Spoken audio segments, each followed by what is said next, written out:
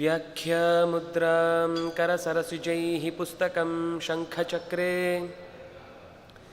ಬಿಭ್ರದ್ಭಿನ್ನಸ್ಫಟಿಕರುಚಿರೆ ಪುಂಡರೀಕೆ ನಿಷಣ್ಣಃ ಅಮ್ಲಾನಶ್ರೀರಮೃತವಿಷಧೇರಂಶುಭಿಃ ಪ್ಲಾವಯನ್ ಮಾಂ ಆವಿರ್ಭೂಯಾದನಘಮಹಿಮಾ ಮಾನಸೇ ವಾಗಧೀಶಃ ಧ್ಯಾಯೇದಿಂದೀವರಾಭಂ ನಿಜಕರಕಮಲೆ ದಕ್ಷಿಣೇ ದಂಡಮಗ್ರ್ಯಂ ಸವ್ಯೇ ಪಾಶಂ ದಧಾನಂ ಜಘನತಟಗತೆ ರೂಪ್ಯಪೀಠಾಲಯಸ್ಥಂ ಕಾಂಚೀಗ್ರೈವೇಯಹಾರಾಂಗತಕಟಕಕಿರೀಟಾಂಗುಲೀಯಾಂಘ್ರಿಭೂಷಾ ಕರ್ಣಾಕಲ್ಪೋಜ್ವಲಾಂಗಂ ಯದುಕುಲತಿಲಕಂ ಕೃಷ್ಣಂ ಇಷ್ಟಾರ್ಥಸಿದ್ಧ್ಯೈ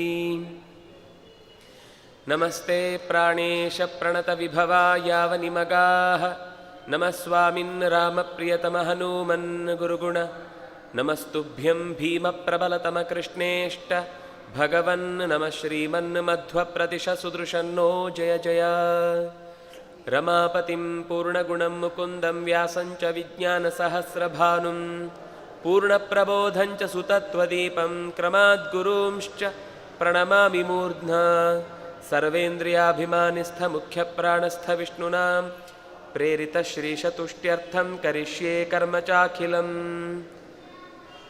ಸ್ವಸ್ತ್ಯಸ್ತು ಸತಾಂ ಹರಿ ಓಂ. ಗಾವೋ ಮೇ ಮಾತರಃ ಸರ್ವಾಃ ಪಿತರಶ್ಚಾಪಿ ತೇ ವೃಷಾಃ.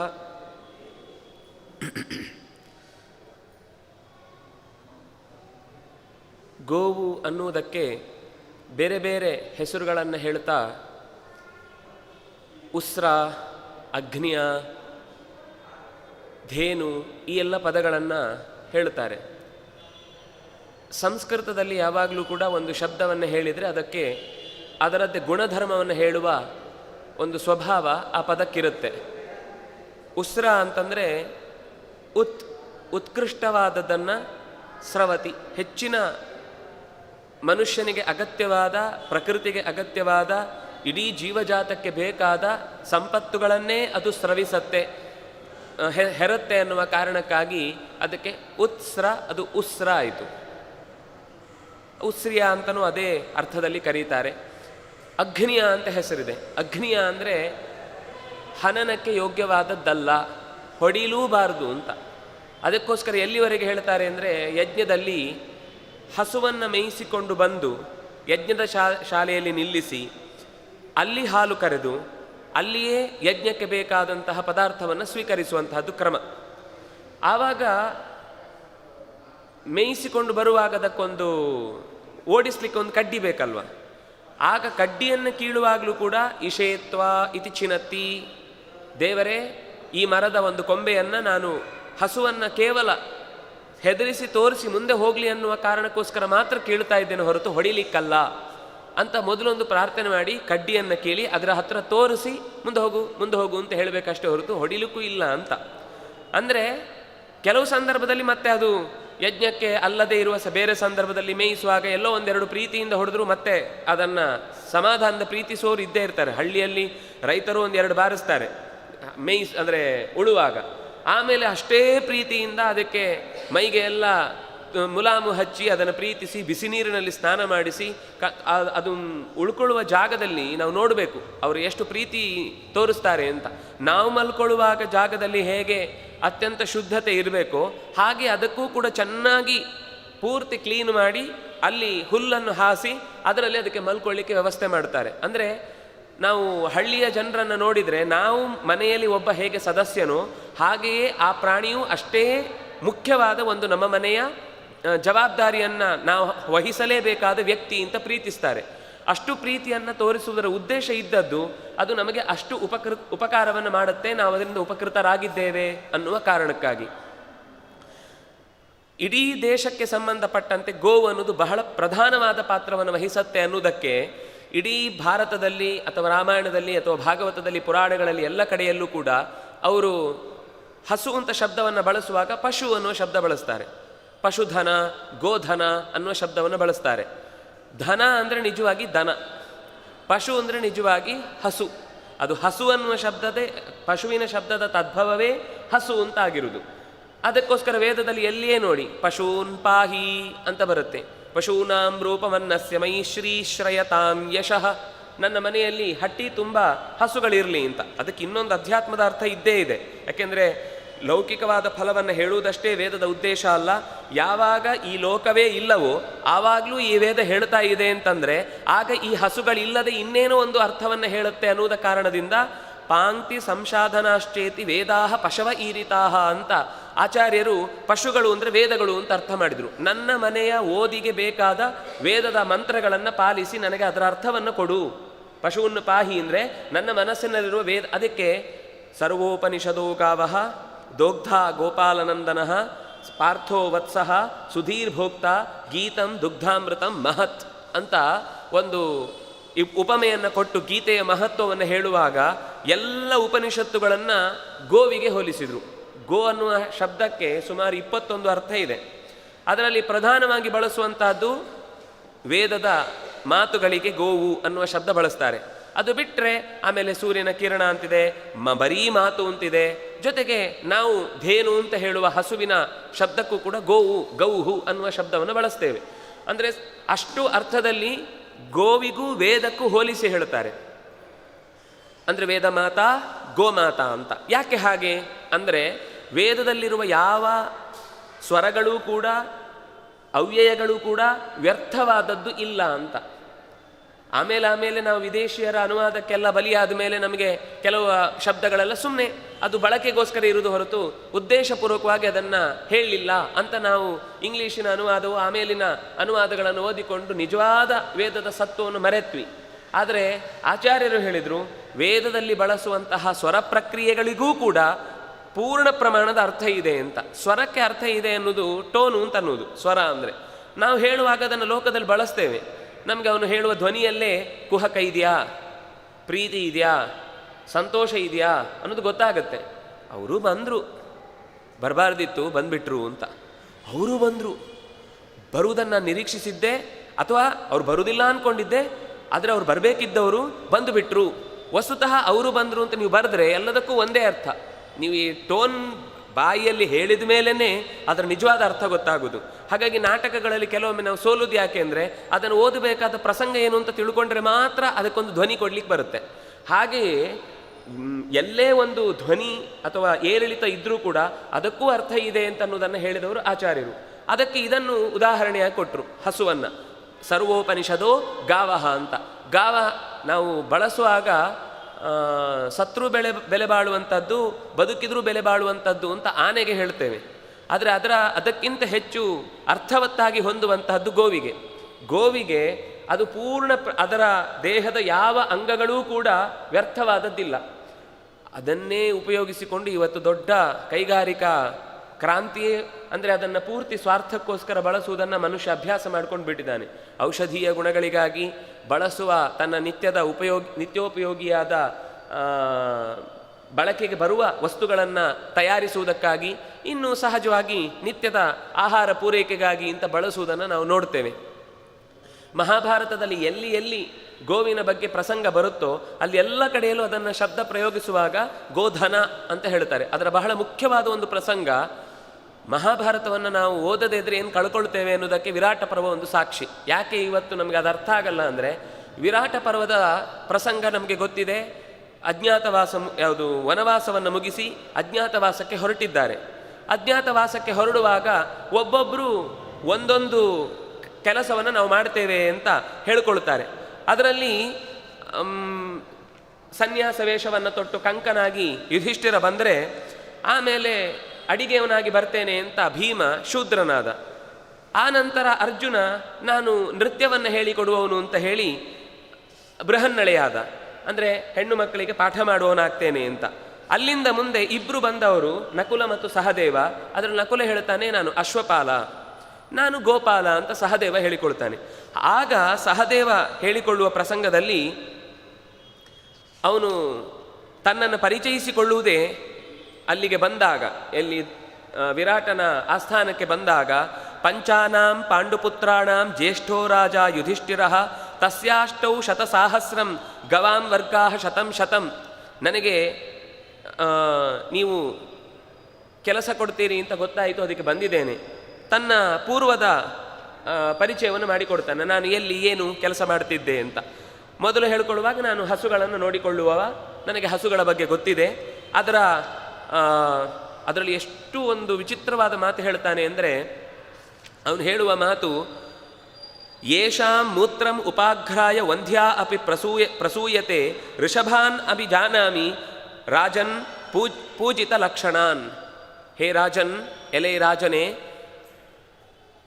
ಹೋರಿಯನ್ನು ಹಸುಗಳಿಗೆ ಬೆದೆಗೆ ಬಂದಾಗ ಉಪಯೋಗಿಸಿಕೊಳ್ಳುವ ಸಂದರ್ಭದಲ್ಲಿ ಯಾವ ಯಾವ ಹಸುಗಳಿಗೆ ಯಾವ ಯಾವ ಥರದ ಹೋರಿಗಳನ್ನು ಬಳಸಬೇಕು ಅಂತ ಅದಕ್ಕೊಂದು ನಿಯಮ ಇದೆ. ಹಳ್ಳಿಯಲ್ಲಿ ವಸ್ತುತಃ ಮೊದಲು ಹಾಗೆ ಇತ್ತು. ಇವಾಗ ಅದು ಏನೂ ಗೊತ್ತಾಗಲ್ಲ. ಇವಾಗ ಅದೊಂದು ಉದ್ದದ ಒಂದು ಸಿರಿಂಜ್ ತರ್ತಾರೆ, ತೂರಿಸ್ತಾರೆ, ಅದರ ಬೆದೆಯನ್ನು ಮುಗಿಯಿತು ಅಂತ. ಅದಕ್ಕೆ ಯಾವ ರೀತಿಯಿಂದಲೂ ಸುಖ ಸಿಗುವುದಿಲ್ಲ ಪಾಪ. ಆ ಹಸುವಿಗೆ ತನ್ನದೇ ದೇಹದ ಒಂದು ಖುಷಿಯನ್ನೇನಿದೆ ಅದನ್ನು ಮನುಷ್ಯ ಕಳೀತಾನೆ.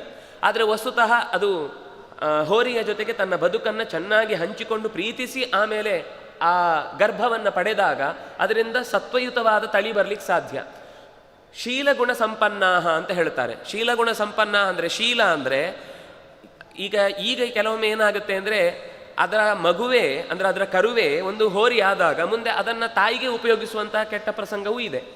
ಆದರೆ ಆ ಕಾಲದಲ್ಲಿ ಆ ಹಸುವೆ ಅದು ತನ್ನ ಕರು ಅಂತಾದಾಗ ಅದನ್ನು ಉಪಯೋಗಿಸ್ಕೊಳ್ಳೋದಿಲ್ಲ, ಅದನ್ನು ಹತ್ತಿರಕ್ಕೆ ಸೇರಿಸಲ್ಲ, ಅಷ್ಟು ಅದಕ್ಕೆ ನಿಯತ್ತು ಅಂತ. ಅಂದರೆ ಈ ರೀತಿ ಯಾವ ಹಸುವಿಗೆ ಯಾವ ಥರದ ಜಾತಿಯ ಹಸುವನ್ನೇ ಉಪಯೋಗಿಸಬೇಕೋ ಅದನ್ನೇ ಉಪಯೋಗಿಸುವಂಥದ್ದು. ಇವತ್ತು ಬಹಳ ತಳಿಗಳು ಮರೆತೇ ಹೋಗಿದೆ, ಏನಿದೆ ಅಂತ ಗೊತ್ತಿಲ್ಲ. ಬಹಳ ಪ್ರಸಿದ್ಧ ಅಂತ ಹೇಳುವಾಗ ನಾಟಿ ಹಸು, ಮಲೆನಾಡು ಗಿಡ್ಡ, ಯಾವುದು ಗಿರ್ರು, ಅಥವಾ ಈಗ ಗೊತ್ತಿರೋದು ಒಂದೇ ನಮಗೆ ಜೆರ್ಸಿ ಅಂತ. ಏನು ಹೇಳಿದ್ರು ಒಂದು ಎತ್ತರದ ಕೊಂಬು ಇಲ್ಲದ, ಒಂದು ಗಂಗೆಯ ತೊಗಲು ಇಲ್ಲದ, ಮಣಭಾರದ ಕೆಚ್ಚಲನ್ನು ಹೊಂದಿರುವ, ಕಾಲನ್ನು ಅಡ್ಡಾದಿಡ್ಡಿ ಹಾಕ್ತಾ ಕೂಗಿದರೆ ಯಾವುದೋ ನರಿ ಉಳಿಡ್ತಾ ಇದೆ ಅಂತ ಅನ್ನಿಸುವ ಒಂದು ಪ್ರಾಣಿಯನ್ನು ನೋಡ್ತೇವೆ. ಅದು ಹಸು ಅಲ್ವೇ ಅಲ್ಲ ಅಂತಾರೆ. ಗವಯ ಗೋ ಸದೃಶಃ ಗವಯ ಅಂತ. ಅದು ಹಸುವಿನ ಹಾಗಿರುವ ಒಂದು ಪ್ರಾಣಿ ಹೊರತು ಹಸುವಾಗ್ಲಿಕ್ಕೆ ಸಾಧ್ಯವೇ ಇಲ್ಲ ಅಂತ ಎಷ್ಟು ಹೇಳ್ತಾರೆ ಅಂದರೆ, ಅಂಥ ಹಸುಗಳ ಹಾಲನ್ನು ಉಪಯೋಗಿಸಲೂಬಾರದು ಅಂತ. ಯಾವ ದೃಷ್ಟಿಯಿಂದ? ಆರೋಗ್ಯದ ದೃಷ್ಟಿಯಿಂದ, ಮತ್ತು ಅದನ್ನು ಲೋಕದ ನಾವು ಯಜ್ಞಕ್ಕೆ ಪಾವಿತ್ರವನ್ನು ಬಳಸುವ ದೃಷ್ಟಿಯಿಂದಲೂ ಕೂಡ ಅದನ್ನು ಉಪಯೋಗಿಸಲೇಬಾರದು ಅಂತ. ಆದರೆ ಇವತ್ತು ಅದು ಬಿಟ್ಟರೆ ನಮಗೆ ಬೇರೆ ಗತಿನೇ ಇಲ್ಲ. ಯಾವುದಾದ್ರೂ ಹಸುವಿನ ಚಿತ್ರ ತೋರಿಸಿ ಅಂದರೆ ನಮಗೆ ಇವತ್ತು ಎಲ್ಲರಿಗೂ ತೋರಿಸುವುದು ಕೋಡಿಲ್ಲದ, ತೊಗಲಿಲ್ಲದ, ನಡಿಲಿಕ್ಕಾಗದ, ಎತ್ತರದ, ದಪ್ಪನೆ ದಡುತಿ ಶರೀರದ ಪ್ರಾಣಿಯನ್ನೇ. ನಾವು ಹೇಗಾಗಿದ್ದೇವೋ ಹಾಗೆ ಅದು ಆಗಿದೆ ಅಂತ. ನಮ್ಮ ತಿಂದು ಕೂತು ಓಡಾಡುವ ಪ್ರಸಂಗದಿಂದ ದೇಹವನ್ನು ಬೆಳೆಸಿಕೊಂಡ ಮೇಲೆ ಪ್ರಾಣಿಗಳು ನಮ್ಮ ಹಾಗೆ ಇರಬೇಕು ಅಂತ ನಮ್ಮ ಹೊಂದಾಣಿಕೆಯನ್ನು ಅನುಭವಿಸಿದ ಮೇಲೆ ಆ ಕಷ್ಟ ಅದಕ್ಕೂ ಬೇಕಾಗಿದೆ ಅಂತ ಅವನು ಹೇಳ್ತಾನೆ. ಹಸುಗಳು ಇರುವಂತಹ ಮುಖ್ಯ ಕ್ರಮ ಅದು ಬಹಳ ವಿಚಿತ್ರವಾದದ್ದು. ಅದಕ್ಕೆ ಬೇರೆ ಬೇರೆ ಥರದ, ಎಲ್ಲ ಹಸುಗಳಿಗೂ ಒಂದೇ ಥರದ ಟ್ರೀಟ್ಮೆಂಟ್ ಇಲ್ಲ, ಅಥವಾ ಒಂದೇ ಥರದ ಆರೈಕೆ ಇಲ್ಲ. ಕೆಲವು ಹಸುಗಳಿಗೆ ಹಸಿ ಹುಲ್ಲು ಬಹಳ ಇಷ್ಟ, ಎಲ್ಲ ಹಸುವಿಗೂ ಹಸಿ ಹುಲ್ಲು ಇಷ್ಟ. ಆದರೆ ಆಯಾ ಪ್ರದೇಶದಲ್ಲಿ ಬೆಳೆಯುವ ಹಸುಗಳನ್ನೇ ನಾವು ಆ ಹುಲ್ಲನ್ನೇ ಬಳಸಬೇಕಾಗತ್ತೆ. ಈಗ ಎಲ್ಲೋ ದಕ್ಷಿಣದ ಅಂದರೆ ಮಲೆನಾಡಿನಲ್ಲಿ ಬೆಳೆಯುವಂತಹ ಗಿಡ್ಡಗಳಿಗೆ ಅಲ್ಲಿಯ ಯಾವುದೇ ಪದಾರ್ಥಗಳು ಅದಕ್ಕೆ ಮಾರಕ ಅಲ್ಲ. ಆದರೆ ಆ ಪ್ರಾಣಿಯ ನಾವು ಇಲ್ಲಿ ತಂದು ಬೆಳೆಸಿದರೆ, ಇಲ್ಲಿಯ ಜೊಂಡು ಹುಲ್ಲನ್ನು ಅಥವಾ ನಾವು ಗೋಧಿಯ ಬೆಳೆದದ್ದನ್ನು ಅಥವಾ ಜೋಳ ಬೆಳೆದದ್ದ ಹುಲ್ಲನ್ನು ಹಾಕಿದರೆ ಅದಕ್ಕೆ ಸಾಕು ಅಂತ ಅನಿಸೋದಿಲ್ಲ, ಅಥವಾ ಅದು ದೈಹಿಕವಾಗಿ ಉಷ್ಣತೆಯನ್ನು ಜಾಸ್ತಿ ಪಡ್ಕೊಂಡು ತುಂಬ ಕಷ್ಟಪಡುತ್ತೆ. ನಮಗೆ ಈ ವ್ಯತ್ಯಾಸಗಳು ವಸ್ತುತಃ ಇದು ಹಿಂದೆ ಗುರುಕುಲದಲ್ಲಿ ಒಂದು ಪ್ರತ್ಯೇಕ ಶಿಕ್ಷಣವಾಗಿತ್ತು. ಗೋಗಳ, ಅದಕ್ಕೆ ಯಾವಾಗಲೂ ಹೇಳ್ತಾರೆ ಗುರುಕುಲದಲ್ಲಿ 1 ವರ್ಷ ಕೇವಲ ಗೋವಿನ ಸಂರಕ್ಷಣೆ ಮಾಡುವುದೇ ಅವನಿಗೆ ಕೆಲಸ ಅಂತ. ಹಸುವನ್ನು ಮೇಯಿಸಿಕೊಂಡು ಬರುವುದು, ಅದರ ಗೋಮೂತ್ರ ಗೋಮಯಗಳನ್ನು ಯಜ್ಞದಲ್ಲಿ ಎಲ್ಲಿ ಬಳಸಬೇಕು, ಹೇಗೆ ಬಳಸಬೇಕು ಅಂತ ತಿಳ್ಕೊಳ್ಳೋದು, ಅದಕ್ಕೆ ಯಾವ ಹುಲ್ಲಾಗತ್ತೆ ಯಾವ ಹುಲ್ಲಾಗಲ್ಲ ಎಲ್ಲವೂ ಅದಕ್ಕೆ ತಿಳಿಸಿಕೊಟ್ಟ ಮೇಲೆ ಅವನಿಗೆ ಶಾಸ್ತ್ರದ ಪ್ರವೇಶ. ಅಂದರೆ ಪ್ರಕೃತಿಯ ಪಾಠ ಆದ ಮೇಲೆ ಅವನಿಗೆ ಬದುಕಿನ ಪಾಠ, ಶಾಸ್ತ್ರದ ಪಾಠ. ಅಂದರೆ ಇವತ್ತು ಅದು ಮರ್ತೇ ಹೋಗಿದೆ. ನಾವು ಚಿತ್ರದಲ್ಲೇ ಮಕ್ಕಳಿಗೆ ಹಸುವನ್ನು ತೋರಿಸುವ ಪ್ರಸಂಗ ಬಂದಿದೆ. ಕೊನೆಗೆ ಹಾಲು ಎಲ್ಲಿಂದ ಬರುತ್ತೆ ಅಂದರೆ ಫ್ರಿಜ್ಜಿಂದ ಬರುತ್ತೆ ಅಂತವೆ ಮಕ್ಕಳು. ಅಷ್ಟು ನಮಗೆ ದಡ್ಡತನ ಅನ್ನೋದು, ಅಷ್ಟು ಮೆರೆದಾಟ ಬೆಳೀತಾನೇ ಇದೆ. ಅವನು ಹೇಳುವ ಮಾತು, ಸಹದೇವ ಅವನು ತನ್ನನ್ನು ಪರಿಚಯ ಮಾಡಿಕೊಡುವಾಗ ಯುಧಿಷ್ಠಿರನ ಆಶ್ರಯದಲ್ಲಿ ನಾನು ಹಸುವನ್ನು ಸಾಕ್ತಾ ಇದ್ದೆ. ಆಗ ಇನ್ನೊಂದು ಇನ್ಫಾರ್ಮೇಶನ್ ಕೊಡ್ತಾನೆ. ಅವನ ಆಶ್ರಯದಲ್ಲಿ ಎಷ್ಟು ಹಸು ಇತ್ತು? ಅದು ತಸ್ಯಾಷ್ಟೌ ಶತಸಾಹಸ್ರಂ, 8 ಲಕ್ಷ ಹಸುಗಳು, ಬಹಳ ಉತ್ಕೃಷ್ಟವಾದ ದರ್ಜೆಯುಗಳು. ಅದೇನು? ಕೇವಲ ರಾಜನ ಆಶ್ರಯದಲ್ಲಿ. ಇನ್ನು ಅವರವರ ಆಶ್ರಯದಲ್ಲಿ ಬೆಳೆಸುವುದು ಅದು ಲೆಕ್ಕಕ್ಕೆ ಇಲ್ಲ, ಅವರು ಎಷ್ಟು ಬೇಕಾದರೂ ಬಳಸ್ತಾರೆ. ರಾಜನ ಆಶ್ರಯದಲ್ಲಿ ರಾಜ ನೋಡಿಕೊಳ್ಳಬೇಕಾದಂತಹ ಹಸುವಿನ ಪ್ರಮಾಣ ಇದ್ದದ್ದು 8 ಲಕ್ಷ ಗವಾಂ ವರ್ಗಾಹ ಶತಂ. ಬರೀ ಅದನ್ನು ರಾಶಿ ಹಾಕಿ ಒಂದೇ ಕಡೆ ಮೇಯಿಸ್ತಿರ್ಲಿಲ್ಲ. ಪ್ರತ್ಯೇಕವಾದ ಜಾಗಗಳನ್ನು ಮಾಡಿ ಶತಂ ವರ್ಗಾಹ, ಬೇರೆ ಬೇರೆ ಕಡೆ ಅವುಗಳಿಗೆ ಉಳ್ಕೊಳ್ಳಿಕ್ಕೆ ಸರಿಯಾದ ಜಾಗವನ್ನು ಮಾಡಿ. ವಿದೇಶದಲ್ಲಿ ನೋಡ್ತೇವೆ ನಾವು, ಎಲ್ಲೋ ಒಂದಿಷ್ಟು ದೊಡ್ಡ ಮೈದಾನದಲ್ಲಿ ಉದ್ದಕ್ಕೆ ಅದನ್ನು ಕಟ್ಟಿ ಹಾಕಿ ಅದು ಒಂದರ ಮೇಲೆ ಒಂದು ಬಿದ್ದಿರುತ್ತೆ. ಅದರ ಯಾವುದೇ ಆರೈಕೆ ಮಾಡ್ಕೊಳ್ಳೋರು ಇರಲ್ಲ. ಸರಿಯಾಗಿ ಹಾಲು ಕರೀಲಿಕ್ಕೆ ಆಗುವಾಗ ಮಿಷಿನ್ ತಂದು ಅದರ ಕೆಚ್ಚಲಿಗೆ ಸಿಕ್ಕಿಸ್ತಾರೆ. ಅದು 30 ನಿಮಿಷ ಅಂತ ಫಿಕ್ಸ್ ಮಾಡುವಾಗ ಅಕಸ್ಮಾತ್ ಅವತ್ತು ಅದು ನೀರು ಕುಡಿಯದೆ ಅಕಸ್ಮಾತ್ ಕಮ್ಮಿಯಾಗಿ ಹಾಲು ಹೋಗದೆ ರಕ್ತವೇ ಹೀರಿತು ಅಂತಂದ್ರು ಯಾರತ್ರವೂ ತನ್ನ ನೋವು ಹೇಳಿಕೊಳ್ಳದೆ ಹಾಲಿನ ಜೊತೆಗೆ ರಕ್ತ ಬೆರೆತು ಅದನ್ನೇ ಮುಂದೆ ಜನರಿಗೆ ಹಂಚುವಂಥ ಕೆಲಸವೂ ನಡೆಯುತ್ತೆ. ಅಂದರೆ ಇದು ಮನುಷ್ಯನ ಸ್ವಾರ್ಥದ ಪರಮಾವಧಿ, ಹೇಳಲಿಕ್ಕೆ ಬರದ ಹಾಗೆ. ಅದನ್ನು ನಮ್ಮ ದೇಶದ ಜನ ವಸ್ತುತಃ ಅವರು ಘಟಸ್ರವ, ಅವನು ಹೇಳುವಂಥ ಹಸುಗಳ ಲಕ್ಷಣ ಏನು ಅಂತಂದರೆ ಅಪರೇ ದಶಸಹಸ್ರಾಹ ದ್ವಿಸ್ತಾವಂತಸ್ತಥಾಪರೇ ತೇಷಾಂ ಗೋಸಂಖ್ಯ ಆಸಂ ವೈ ತಂತ್ರೀಪಾಲೇತಿ ಮಾಂ ವಿದುಹು. ಅಷ್ಟೇ ಅಲ್ಲ, ಇದು ಮುಖ್ಯವಾದ ದೊಡ್ಡ ಪ್ರಮಾಣದ ಹಸು, ಜಾತಿಯ ಹಸು. ಅದು ಬಿಟ್ಟು ಇನ್ನೂ ಅನೇಕ ಬಗೆಯ ಹಸುಗಳು 12,000 12,000 ಹಸುಗಳು ನನ್ನ ವಶದಲ್ಲಿದ್ದು, ನಾನು ನೋಡಿಕೊಳ್ಳಿಕ್ಕಿದ್ದ ಹಸುಗಳ ಸಂಖ್ಯೆ 12,000 ಸಹಸ್ರ ಇತ್ತು. ಅಷ್ಟೇ ಅಲ್ಲದೆ ನಾನು ಯಾವ ಪ್ರಮಾಣದಲ್ಲಿ ಹಸುಗಳ ಸಂಖ್ಯೆ ಬೆಳೀತಾ ಇದೆ ಅದು ರಾಜನಿಗೆ ಆಗಾಗ ಮುಟ್ಟಿಸುವುದು. ಅದಕ್ಕೆ ಬೇಕಾದ ಭೂತಂ ಭವ್ಯಂ ಭವಿಷ್ಯಚ್ಚ ಯಚ್ಚಾನ್ಯದ್ ಗೋಗತಂ ಕ್ವಚಿತ್ ನಮೇ ಅಸ್ತ್ಯವಿದಿತಂ ಕಿಂಚಿತ್ ಸಮಂತಾತ್ ದಶಯೋಜನಂ. ಅವುಗಳು ಎಷ್ಟು ದೂರದ ತನಕ ವ್ಯಾಪಿಸಿಕೊಂಡು ಹೋಗ್ತಾವೆ, ಎಲ್ಲಿ ಹೋಗಿ ಅವುಗಳು ಮೇಯ್ತಾವೆ, ಯಾವ ಜಾಗದ ಪ್ರದೇಶದ ಹುಲ್ಲು ಅವುಗಳಿಗೆ ಇಷ್ಟ ಆಗುತ್ತೆ, ಇದೆಲ್ಲವನ್ನೂ ನಾನು ತಿಳಿದುಕೊಂಡು ಆಯಾ ಜಾಗದಲ್ಲಿ ಅದನ್ನು ಮೇಯಿಸಿಕೊಂಡು ಬರುವ ಕೆಲಸವನ್ನು ನಾನು ಮಾಡ್ತಿದ್ದೆ. ಭೂತಂ ಭವ್ಯಂ ಭವಿಷ್ಯಚ್ಚ, ಈ ಹಿಂದಿನ ಗೋವಿನ ತಳಿಯ ಮಹತ್ವ ಏನು, ಈಗ ಅದಕ್ಕೆ ಯಾವ ರೀತಿ ಅಂದರೆ ಕಾಲಕಾಲಕ್ಕೆ ಪ್ರಕೃತಿಯ ಶೀತ ಅಥವಾ ಸೆಖೆ ಇಂಥ ಬದಲಾವಣೆಯಿಂದ ಅದಕ್ಕೆ ಹೇಗೆ ಕೊಟ್ಟಿಗೆಯನ್ನು ವ್ಯವಸ್ಥೆ ಮಾಡಬೇಕು, ಇದರ ಬಗ್ಗೆ ನಾನು ಅರ್ಥ ಮಾಡಿಕೊಂಡು ಗುಣ ಸುವಿದಿತಾ ಹ್ಯಾಸನ್ ಮಯಾ ತಸ್ಯ ಮಹಾತ್ಮನಃ ಗುಣಾ ಸುವಿದಿತಾ, ಯಾವ ಥರದ ಹಸುವಿಗೆ ಎಂಥ ಗುಣ ಇದೆ. ಅದರ ಈಗ ಎಲ್ಲ ಕಪಿಲ ಗೋವು ಅಂತ ಕೆಲವು ಯಜ್ಞಕ್ಕಾಗುವಾಗ ಕಪಿಲ ಗೋವಿನ ಹಾಲನ್ನೇ ಬಳಸಬೇಕು ಅಂತ, ಕೆಲವು ಮದ್ದಿಗೆ ಇಂಥ ಗೋವೇ ಆಗಬೇಕು, ಯಾವುದರ ಕೊಂಬು ಅನ್ನೋದು ಅದು ಪ್ರಶ್ನಾರ್ಥಕ ಚಿಹ್ನವಾಗಿ ಒಳಗೆ ಸುರುಳಿ ಸುತ್ತಿಕೊಳ್ಳುತ್ತೆ, ಅಂಥ ಗೋವಿನ ಹಾಲೇ ಯಾವುದೋ ಒಂದು ಮದ್ದಿಗೆ ಬೇಕಾಗುತ್ತೆ ಅಂತ ಹೇಳುವ ಪ್ರತಿಯೊಂದು ಗೋವಿನ ವೈಶಿಷ್ಟ್ಯ ಕೂಡ. ನಮಗೆ ಗೋವು ಅಂದರೆ ಎಲ್ಲ ಒಂದೇ ಥರ ಇವತ್ತು. ಆವಾಗ ಕನಿಷ್ಠ ಅಂದರೆ ಅವರು ಹೇಳುವ ಹಾಗೆ ಸುಮಾರು 1,000 ರೀತಿಯ ಗೋ ತಳಿಗಳಿದ್ದವು. ಇವತ್ತೇ ಸುಮಾರು 32 ಗುರುತಿಸ್ತಾರೆ. ಬೇಕಾದಷ್ಟು ಅದರ ಕೆಲಸವನ್ನು ಅನೇಕ ಜನ ವಿಜ್ಞಾನಿಗಳು ಸಂಶೋಧಕರು ಅದರ ಬಗ್ಗೆ ತುಂಬ ಪ್ರಯತ್ನಪಟ್ಟು ಕೆಲಸ ಮಾಡ್ತಾ ಇದ್ದಾರೆ. ಅಪೂರ್ವವಾದ ಕೆಲವು ತಳಿಗಳು ನಮ್ಮ ದೇಶದಲ್ಲಿಲ್ಲ ಇವತ್ತು. ಆ ತಳಿಗಳನ್ನು 2ನೇ ಮಹಾಯುದ್ಧ ನಡೆಯುವ ಸಂದರ್ಭದಲ್ಲಿ ಈ ದೇಶದಿಂದ ಕೊಂಡು ಹೋಗಿ ಜರ್ಮನಿಯಲ್ಲಿ, ಡೆನ್ಮಾರ್ಕಲ್ಲಿ ಅದನ್ನು ಸಾಕಿ ಸಲಹಿ ಬ್ರೆಜಿಲ್ನಲ್ಲಿ ಬೇಕಾದಷ್ಟು ಅದರ ತಳಿಯನ್ನು ಅಭಿವೃದ್ಧಿಪಡಿಸಿದ್ದಾರೆ. ನಮಗಿಲ್ಲ ಅದು. ನಮ್ಮ ದೇಶದ ತಳಿಯನ್ನು ಹಾಲು ಹೆಚ್ಚು ಮಾಡಬೇಕು ಅನ್ನೋ ಒಂದೇ ಕಾರಣಕ್ಕಾಗಿ ಹಸುಗಳಲ್ಲಿ ಆಯಾ ಪ್ರದೇಶಕ್ಕೆ ಸಂಬಂಧಪಟ್ಟ ಸಂಶೋಧನೆಯನ್ನು ಮಾಡದೆ ಒಟ್ಟಾರೆ ಅಲ್ಲಿಂದ ತಂದ ಹಸುಗಳು, ಅವ್ರಿಗೆ ಗೊತ್ತಿದೆ ಅದು ಆ ಹಸುವಿನ ಹಾಲನ್ನು ಉಪಯೋಗಿಸಬಾರ್ದು ಅಂತ, ಆದರೆ ಅದು ಪ್ರಯೋಗಕ್ಕೆ ಕೆಟ್ಟ ಪರಿಣಾಮವಾಗಿ ಹುಟ್ಟಿ ಬಿಟ್ಟಿತು. ಆದರೆ ಅದು ಹಾಲು ತುಂಬ ಕೊಡ್ತಾ ಇದೆ. ನಮ್ಮ ಭಾರತದವರಿಗೆ ಹೇಗಿದ್ರೂ ಕೂಡ ಅವರಿಗೆ ಹಾಲಿನ ಅಗತ್ಯ ನಿತ್ಯದಲ್ಲಿ ಬಹಳ ಇದೆ. ಅದಕ್ಕೋಸ್ಕರ ಈ ದೇಶಕ್ಕೆ ತಂದು ಇಲ್ಲಿನ ಹಸುಗಳ ಮೂಲ ಸಂಖ್ಯೆಯನ್ನು ನಿರ್ನಾಮ ಮಾಡಿ ಹೊಸ ಥರದ ತಳಿಗಳನ್ನು ಇಲ್ಲಿಗೆ ಹಳ್ಳಿಯಲ್ಲಿ ಇವತ್ತಿಗೂ ಕೂಡ ಅಯ್ಯೋ ಇದು ಬರೀ 1.5 ಲೀಟರ್ 2 ಲೀಟರ್ ಕೊಡುತ್ತೆ, ಅದಾದರೂ ಏನ್ರಿ 20-25 ಲೀಟರ್ ಕೊಡುತ್ತೆ, ಅದಕ್ಕೋಸ್ಕರ ಅದನ್ನು ಸಾಕೋಣ ಅಂತ ಜನರ ಹಣದ ದುರಾಸೆಯನ್ನೂ ಕೂಡ ಎನ್ಕ್ಯಾಶ್ ಮಾಡಿಕೊಂಡು ಆ ಇಡೀ ಮೂಲದ ತಳಿಯನ್ನೇ ನಿರ್ನಾಮ ಮಾಡಿ ಅವರು ಅದಕ್ಕೆ ನಿತ್ಯದ ಔಷಧೀಯ ಗುಣಗಳಿಗೆ ಸಂಬಂಧಪಟ್ಟ ಹಸುಗಳನ್ನು ಸಾಕಿ ಬೆಳೆಸಿ ಅದರ ಕೆಲಸವನ್ನು ಮಾಡಿಕೊಳ್ತಾ ಇದ್ದಾರೆ.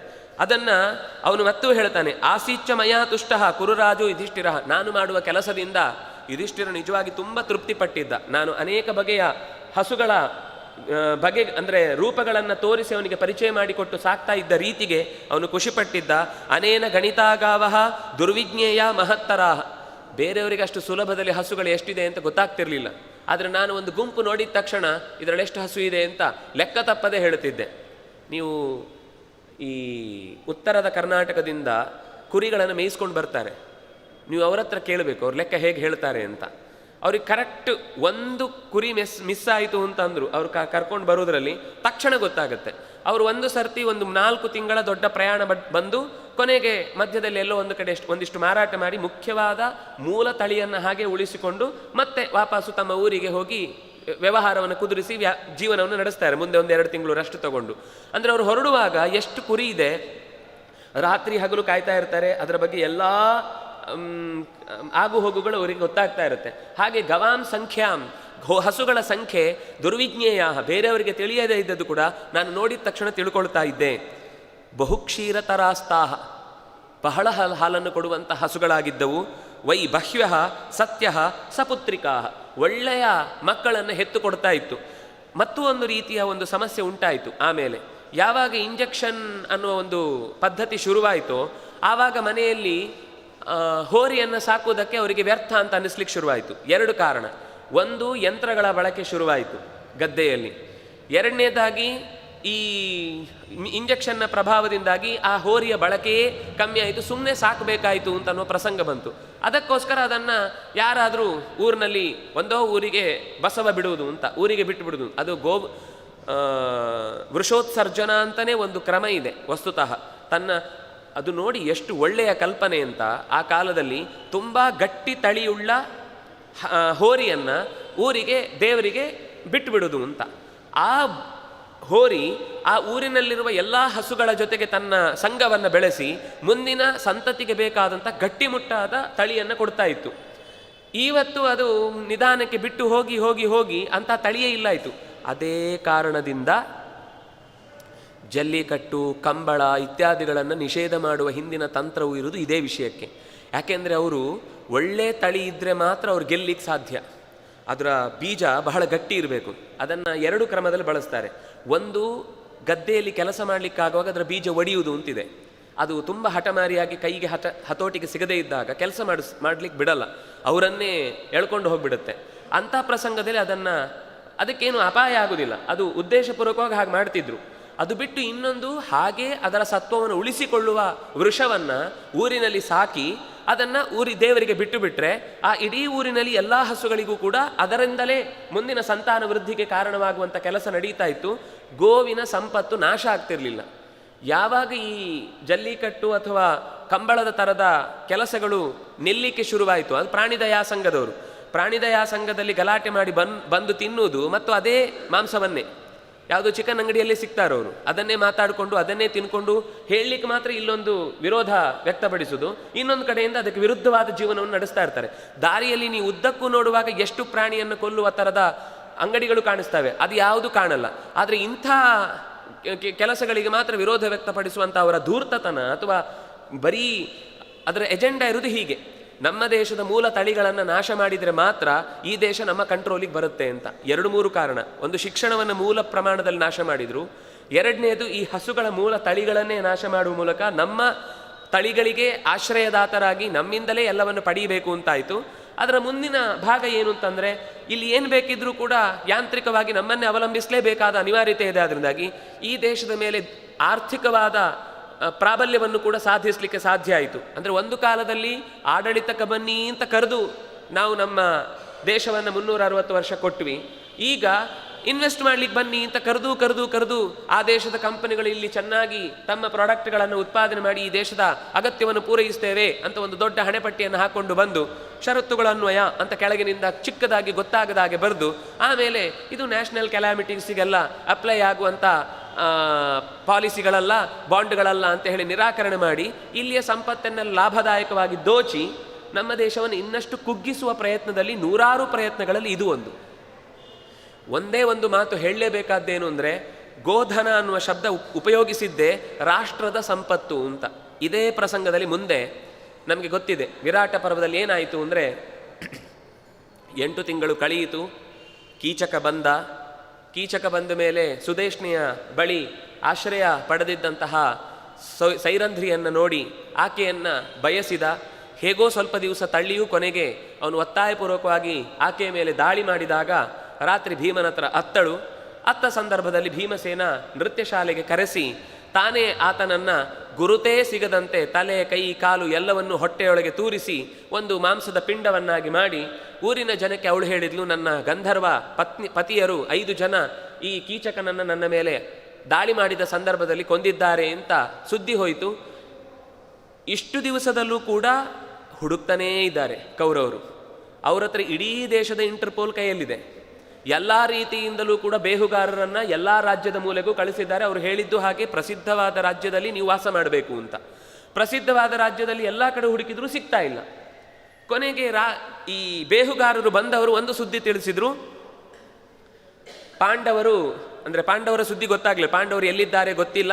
ಬಹುಶಃ ಆಹಾರ ಸಿಗದೆ ಸತ್ತಿರಬಹುದು, ಅಥವಾ ಯಾವುದೋ ಪ್ರಾಣಿಗಳಿಗೆ ಸಿಕ್ಕು ಸತ್ತಿರಬಹುದು, ಅಥವಾ ರೋಗ ಬಂದು ಸತ್ತಿರಬಹುದು, ಅಥವಾ ಯಾವುದಾದ್ರೂ ದುಷ್ಟಶಕ್ತಿಗಳ ದಾಳಿಗೊಳಗಾಗಿ ಪ್ರಾಣ ಬಿಟ್ಟಿರಬಹುದು. ಎಲ್ಲಿಯೂ ಕೂಡ ನಮಗೆ ಗೊತ್ತಿರುವ ಹಾಗೆ ಪಾಂಡವರು ಬದುಕಿರುವ ಅವಕಾಶವೇ ಇಲ್ಲ. ಆದರೆ ದುರ್ಯೋಧನ ನಂಬಲಿಲ್ಲ ಅದನ್ನು.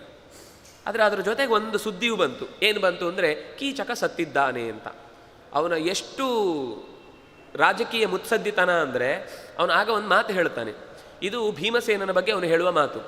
ಭೀಮಶ್ಚ ಬಲಭದ್ರಶ್ಚ ಮದ್ರರಾಜಶ್ಚ ವೀರ್ಯವಾನ್ ಚತುರ್ಥಃ ಕೀಚಕಸ್ತೇಷಾಂ ಪಂಚಮಂ ನಾನು ಶುಶ್ರಮಃ ಅಂತ. ಭೀಮಶ್ಚ ಬಲಭದ್ರಶ್ಚ, ಮದ್ರರಾಜ ಅಂದರೆ ಶಲ್ಯ, ಆಮೇಲೆ ಕೀಚಕ, ಇವರು 4 ಜನ ನಮ್ಮ ಕಾಲದಲ್ಲಿರುವ ಅತ್ಯಂತ ದೊಡ್ಡ ವೀರರು. ಜರಾಸಂಧ, ನರಕಾಸುರ ಇವರೆಲ್ಲ ತೀರ್ಕೊಂಡಾಗಿತ್ತು, ಇಲ್ಲಾಂದ್ರೆ ಅವ್ರ ಹೆಸರು ಹೇಳ್ತಿದ್ನೋ ಏನು.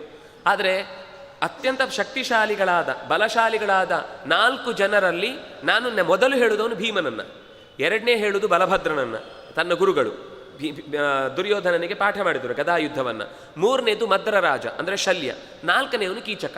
ಇದರಲ್ಲಿ ಒಬ್ಬ ಸತ್ತಿದ್ದಾನೆ, ಇನ್ನು 3 ಜನ ಇದ್ದಾರೆ. 3 ಜನರಲ್ಲಿ ಬಲಭದ್ರನ ಹತ್ರ ಈಗಾಗಲೇ ಅವನು ಮಾತಾಡಿಸಿದ್ದಾನೆ, ಅವನು ದ್ವಾರಾವತಿಯಲ್ಲಿದ್ದಾನೆ. ಎರಡನೇದು ಶಲ್ಯ, ಅವನನ್ನು ಕೂಡ ತನ್ನ ಹಾದಿಗೆ ಬರುವ ಹಾಗೆ ದಾರಿಯಲ್ಲಿ ಬೇಕಾದ ವ್ಯವಸ್ಥೆ ಎಲ್ಲ ರೆಡಿ ಮಾಡ್ಕೊಳ್ತಾನೇ ಇದ್ದಾನೆ. ಅವನನ್ನು ರಾಜಕೀಯವಾಗಿ ತನ್ನ ಪಕ್ಷಕ್ಕೆ ಎಳ್ಕೊಳ್ತಾನೆ. ಪಾಪ ಅವನು ಮೋಸ ಹೋಗ್ತಾನೆ ಶಲ್ಯ. ಹಾಗಾಗಿ ಅವ್ರು ಎಲ್ಲಿದ್ದಾರೆ ಅಂತ ಗೊತ್ತಿದೆ. ಒಬ್ಬ ಸತ್ತಿದ್ದಾನೆ, ಒಬ್ಬ ಬದುಕಿದ್ದಾನೆ. ಹಾಗಾದರೆ ಇದು ಸುದ್ದಿ ಬಂದದ್ದು ವಿರಾಟ ನಗರದಲ್ಲಿ, ಹಾಗಾಗಿ ಖಂಡಿತ ಭೀಮಾದಿಗಳು ಅಲ್ಲೇ ಇದ್ದಾರೆ ಅಂತ ಒಂದು ಊಹೆ ಮಾಡ್ತಾನೆ. ಅದರ ಜೊತೆಗೆ ದ್ರೋಣಾಚಾರ್ಯರು ಒಂದು ಮಾತು ಹೇಳ್ತಾರೆ. ದ್ರೋಣಾಚಾರ್ಯರು ಹೇಳುವ ಮಾತೇನು ಅಂತಂದರೆ, ಪಾಂಡವರು ಇದ್ದಲ್ಲಿ ಒಳ್ಳೆಯ ಮಳೆ ಬೆಳೆ ಆಗ್ತಾ ಇರುತ್ತೆ, ಹಸುಗಳಿಗೆ ಯಾವುದೇ ಸಂಕಷ್ಟ ಉಂಟಾಗುವುದಿಲ್ಲ, ಆ ದೇಶದಲ್ಲಿ ಹಸುವಿನ ಸಂಪತ್ತು ಬಹಳ ಜಾಸ್ತಿ ಆಗುತ್ತೆ, ಆ ಇಡೀ ಯಜ್ಞದ ಪ್ರಕ್ರಿಯೆಗೆ ಬೇಕಾದಂತಹ ಎಲ್ಲ ಕಾರ್ಯಗಳು ಸಾಂಗವಾಗಿ ನಡೆಯುತ್ತೆ, ಅಂಥ ಜಾಗ ಯಾವುದಿದೆಯೋ ಅಲ್ಲಿ ಖಂಡಿತ ಪಾಂಡವರಿದ್ದಾರೆ ಅಂತ. ಆಗ ಅವರು ಹೇಳುವುದು ಕೂಡ, ಪಾಂಡವರು ಇದ್ದಲ್ಲಿ ಹಸುಗಳು ಚೆನ್ನಾಗಿ ತಮ್ಮ ಬದುಕನ್ನು ನಡೆಸ್ತಾವೆ, ಅವುಗಳಿಂದಾಗಿ ಯಜ್ಞ ಯಾಗಾದಿಗಳು ಚೆನ್ನಾಗಿ ನಡೀತಾವೆ, ಅಂತಹ ಜಾಗವನ್ನು ಹುಡುಕಿ ಅಂತ. 2 ಟ್ಯಾಲಿ ಆಯಿತು. ವಿರಾಟನ ಪ್ರದೇಶದಲ್ಲಿ ಎಲ್ಲ ಥರದ ಸಮಸ್ಯೆ ಪರಿಹಾರ ಆಗಿದೆ, ಏನೂ ಕಷ್ಟಗಳಿಲ್ಲ. ಒಂದು ದೊಡ್ಡ ಕಷ್ಟ ಇದ್ದದ್ದು ಕೀಚಕ. ಕೀಚಕನನ್ನೂ ಕೂಡ ಅವನು ವಸ್ತುತಃ ಹೆಂಡತಿಯ ಮನೆಯಿಂದ ಬಂದವ, ವಸ್ತುತಃ ಈ ದೇಶಕ್ಕೆ ಸಂಬಂಧಪಟ್ಟವನಲ್ಲ. ಆದರೆ ತನ್ನ ದಬ್ಬಾಳಿಕೆಯಿಂದಾಗಿ ತಾನೇ ಸೇನಾಧಿಪತ್ಯವನ್ನು ವಹಿಸಿಕೊಂಡು ವಿರಾಟನನ್ನು ಸುಮ್ಮನೆ ನಾಮಕೆ ವಾಸ್ತೆ ಸೈನ್ ಹಾಕಲಿಕ್ಕೆ ಮಾತ್ರ ಕೂಡಿಸಿದ್ದ. ಉಳಿದಂತೆ ಎಲ್ಲ ಕರ್ತವ್ಯಗಳು ತಾನೇ ಮಾಡ್ತಾ ಇದ್ದದ್ದು. ನಾವು ಅಂಥದ್ದನ್ನು ಇವತ್ತು ನೋಡ್ತೇವೆ, ಹೇಗೆ ನಡೀತಾ ಇತ್ತು ಅಂತ. ಅದೇ ಪರಿಸ್ಥಿತಿಯಲ್ಲಿ ಕೀಚಕನಿಂದಾಗಿ ಅನ್ಯಾಯವನ್ನು ಪರಿಹರಿಸಲಿಕ್ಕಾಗದೆ ಒಂದು ಸಭೆಯಲ್ಲೇ ಹೆಣ್ಣಿಗೆ ಅವಮಾನ ಆಗುವ ಪ್ರಸಂಗ ಹಿಂದೆ ಬಂದಂತೆಯೇ ಇವತ್ತು ಮತ್ತೆ ಬಂದೊದಗಿದಾಗ ದೇಶದ ಸುಭಿಕ್ಷಕ್ಕೋಸ್ಕರ ಕೀಚಕನನ್ನು ಕೊಂದ, ಆ ದೇಶ ಸುಭಿಕ್ಷವಾಗಿದೆ. ಆವಾಗ ಕೌರವರು ಯೋಚನೆ ಮಾಡ್ತಾರೆ, ಏನು ಮಾಡಬಹುದು ನಾವು, ಇದಕ್ಕೆ ಪರಿಹಾರ ಏನು? ತುಂಬ ಆಲೋಚನೆ ಮಾಡ್ತಾರೆ. ಕೊನೆಗೆ ಅವರ ಆಲೋಚನೆಗೆ ಫಲ ಸಿಕ್ಕಿದ್ದು ಕೂಡ ಒಂದೇ ಉತ್ತರ, ನಾವು ವಿರಾಟನ ದೇಶದ ಗೋವಿನ ಸಂಪತ್ತನ್ನು ಅಪಹಾರ ಮಾಡೋಣ. ನಮಗೆ ಮುಖ್ಯ ಇರುವುದು ಅವರ ಸಂಪತ್ತು ಹೆಚ್ಚಿರುವುದೇ ಗೋವು. ಗೋಧನ ಅಂದರೆ ಇಡೀ ದೇಶಕ್ಕೆ ಸಂಪತ್ತೇ ಗೋವು. ಆ ದೇಶದ ಸಂಪತ್ತಿನಲ್ಲಿ ಗೋವನ್ನು ಅಪಹರಣ ಮಾಡಿದರೆ ಆ ದೇಶ ದಿವಾಳಿ ಆಯಿತು ಅಂತ ಲೆಕ್ಕ. ಅದನ್ನು ಹೇಳ್ತಾನೆ ಅವನು. ರಾಷ್ಟ್ರಂ ತಸ್ಯಾಭಿಯಾತ್ವಾತು ಧನಧಾನ್ಯ ಸಮಾಕುಲಂ ಆದದಾಮೋಹಿ ರತ್ನಾನಿ ವಿವಿಧಾನಿ ವಸೂನಿ ಚ. ಮೊದಲು ಹೇಳ್ತಾನೆ, ನಾವು ಹೋಗಿ ಆ ರಾಷ್ಟ್ರಕ್ಕೆ ಹೋಗಿ ಧನಧಾನ್ಯಕ್ಕೆ ಮೂಲ ಆಶ್ರಯಭೂತವಾದಂತಹ ರತ್ನಗಳನ್ನು, ವಿವಿಧ ಸಂಪತ್ತಿನ ಮೂಲವನ್ನು, ಚಿನ್ನ ಆಭರಣ ಮೊದಲಾದವುಗಳನ್ನೆಲ್ಲ ಅಪಹಾರ ಮಾಡ್ಕೊಂಡು ಬರೋಣ. ಆಮೇಲೆ ಹೇಳ್ತಾನೆ, ಅದು ಅಪಹಾರ ಮಾಡಲಿಕ್ಕೆ ಸ್ವಲ್ಪ ಕಷ್ಟ ಇದೆ. ಯಾಕೆಂದರೆ ನಾವು ರಾಜ್ಯದ ಒಳಗೆ ಹೋಗಬೇಕು, ಅವರ ಅಂತಃಪುರದ ಒಳಗೆ ಹೋಗಬೇಕು, ಅವರ ಗುಪ್ತ ಧನಗಳನ್ನೆಲ್ಲ ಹುಡುಕಬೇಕು. ಅದಕ್ಕಿಂತ ಹೆಚ್ಚಿನದ್ದನ್ನೇ ನಾವು ಅಪಹಾರ ಮಾಡ್ಬೋದು, ಆದರೆ ಅಷ್ಟು ಕಷ್ಟಪಡಬೇಕಾಗಿಲ್ಲ. ಯಾವುದು? ಗ್ರಾಮಾನ್ನ ರಾಷ್ಟ್ರಾಣಿ ವಾತಸ್ಯ ಹರಿಷ್ಯಾಮೋ ವಿಭಾಗಶಃ ಅಥವಾ ಗೋಸಹಸ್ರಾಣಿ ಬಹೂನಿ ಗರ್ಭದರ್ಶನ. ಅವನು ಹೇಳುವಂಥ ಮಾತು, ಅದಕ್ಕೆ ಸಮಾನ ಅಂತ ಅನ್ನೋದಕ್ಕಿಂತ ಅದಕ್ಕಿಂತ ಹೆಚ್ಚಿನ ದೊಡ್ಡ ಸಂಪತ್ತು ಯಾವುದು ಅಂತ ನಾವು ಯೋಚಿಸಿದರೆ ಗೋಸಹಸ್ರಾಣಿ. ಅವನಲ್ಲಿರುವಂತಹ ಸಾವಿರಾರು ಲಕ್ಷ ಸಂಖ್ಯೆಯಲ್ಲಿರುವ ಗೋಗಳನ್ನು ಅಪಹಾರ ಮಾಡಿದರೆ ನಮಗೆ ಕಷ್ಟವೂ ಇಲ್ಲ. ಅದಕ್ಕಿಂತ ಹೆಚ್ಚಿನ ದಿವಾಳಿತನವನ್ನು ನಾವು ಇಡೀ ದೇಶವನ್ನು ನಿರ್ನಾಮ ಮಾಡಬಹುದು ಅಂದರೆ ಗೋವನ್ನು ನಾಶ ಮಾಡುವುದರಿಂದಲೇ ಸಾಧ್ಯ. ಗೋವನ್ನು ನಾಶ ಮಾಡುವುದೆಂದರೆ ಮಾಡುವುದು ಬೇಡ, ಹರಿಷ್ಯಾಮ, ನಾವು ಅದನ್ನು ನಮ್ಮ ರಾಷ್ಟ್ರಕ್ಕೆ ತಂದುಕೊಂಡ್ರೆ ಅದರಿಂದ ಲಾಭ ಆಗುತ್ತೆ. ವಿವಿಧಂ ತದ್ಧರಿಷ್ಯಾಮ ಪರಿಗೃಹ್ಯ ಪುರಂಬಲಾತ್ ಗಾಸ್ತಸ್ಯ ಹರಾಮಾಶು ಸಹ ಸರ್ವೈ ಮಹಾರಥೈ. ಅದಕ್ಕೆ ಸುಮ್ಮನೆ ಹೀಗೆ ಒಬ್ಬರಿಬ್ಬರು ಹೋದರೆ ಆಗುವುದಿಲ್ಲ. ದೊಡ್ಡ ಸೈನ್ಯವನ್ನೇ ತೆಗೆದುಕೊಂಡು ಹೋಗಿ ಎಲ್ಲೆಲ್ಲಿ ಗೋಶಾಲೆಗಳಿವೆಯೋ ಆ ಎಲ್ಲ ಗೋಶಾಲೆಗಳಿಗೆ ಮುತ್ತಿಗೆ ಹಾಕಿ ಆ ಗೋಶಾಲೆಗಳಲ್ಲಿರುವ ಹಸುಗಳನ್ನು ರಾತೋರಾತ್ರಿ ನಾವು ಅವರ ಕಣ್ಣಿಗೆ ಕಾಣದಂತೆ ಅಷ್ಟೊತ್ತಿಗೆ ಅಪಹಾರ ಮಾಡಿ ಯುದ್ಧಕ್ಕೆ ಬಂದಾಗ ಇನ್ನೊಂದು ವಿಭಾಗದ ಸೈನ್ಯವನ್ನು ಎದುರಿಗೆ ನಿಲ್ಲಿಸಿ ಅಲ್ಲಿ ಯಾರು ಯುದ್ಧಕ್ಕೆ ಬರ್ತಾರೆ ಅಂತ ನೋಡಿ ಖಂಡಿತ ಆ ರಾಷ್ಟ್ರವನ್ನು ಉಳಿಸ್ಲಿಕ್ಕಾಗಿ ಅಲ್ಲಿ ಭೀಮನು ಅರ್ಜುನನು ಯಾರೋ ಹೊರಗೆ ಬಂದೇ ಬರ್ತಾರೆ. ಬಂದ ತಕ್ಷಣ ನಮಗೆ ಬೇಕಾದ ಇಷ್ಟ ಸಿದ್ಧಿಯಾಗತ್ತೆ ಅಂತ ಹೀಗೆ ಯೋಚಿಸಿ ರಾಷ್ಟ್ರವನ್ನು ನಿರ್ನಾಮ ಮಾಡುವುದಕ್ಕಿರುವ ಒಂದೇ ದಾರಿ ಅಂದರೆ ಹಸುಗಳನ್ನು ನಾವು ಅಪಹರಿಸುವುದು ಅಂತ ದುರ್ಯೋಧನ ಹೇಳ್ತಾನೆ. ಅದಕ್ಕೆ ಅವನ ಸಹಾಯ ಆದರೆ ಒಂದೇ ಥರ ಇಷ್ಟು ಮಾತ್ರ ಮಾಡಿದರೆ ಆಗುವುದಿಲ್ಲ. ಇದಕ್ಕೆ ಇನ್ನೊಂದು ಥರದ ಪ್ಲ್ಯಾನ್ ಮಾಡ್ತಾನೆ. ಮೊದಲು ಡಿಸ್ಟ್ರಾಕ್ಟ್ ಮಾಡಬೇಕು, ಏನೋ ಒಂದು ಅಪಾಯ ಆಗ್ತಾ ಇದೆ ಅಂತ ಅನ್ನುವ ಹಾಗೆ ಸೂಚಿಸಬೇಕು. ಆದರೆ ಅದು ನಿಜವಾದ ಅಪಾಯವೇ ಆಗಿರಬಾರ್ದು, ಅದಕ್ಕೆ ಅಪಾಯ ಬೇರೆ ಇರುತ್ತೆ ನಿಜವಾಗಿ.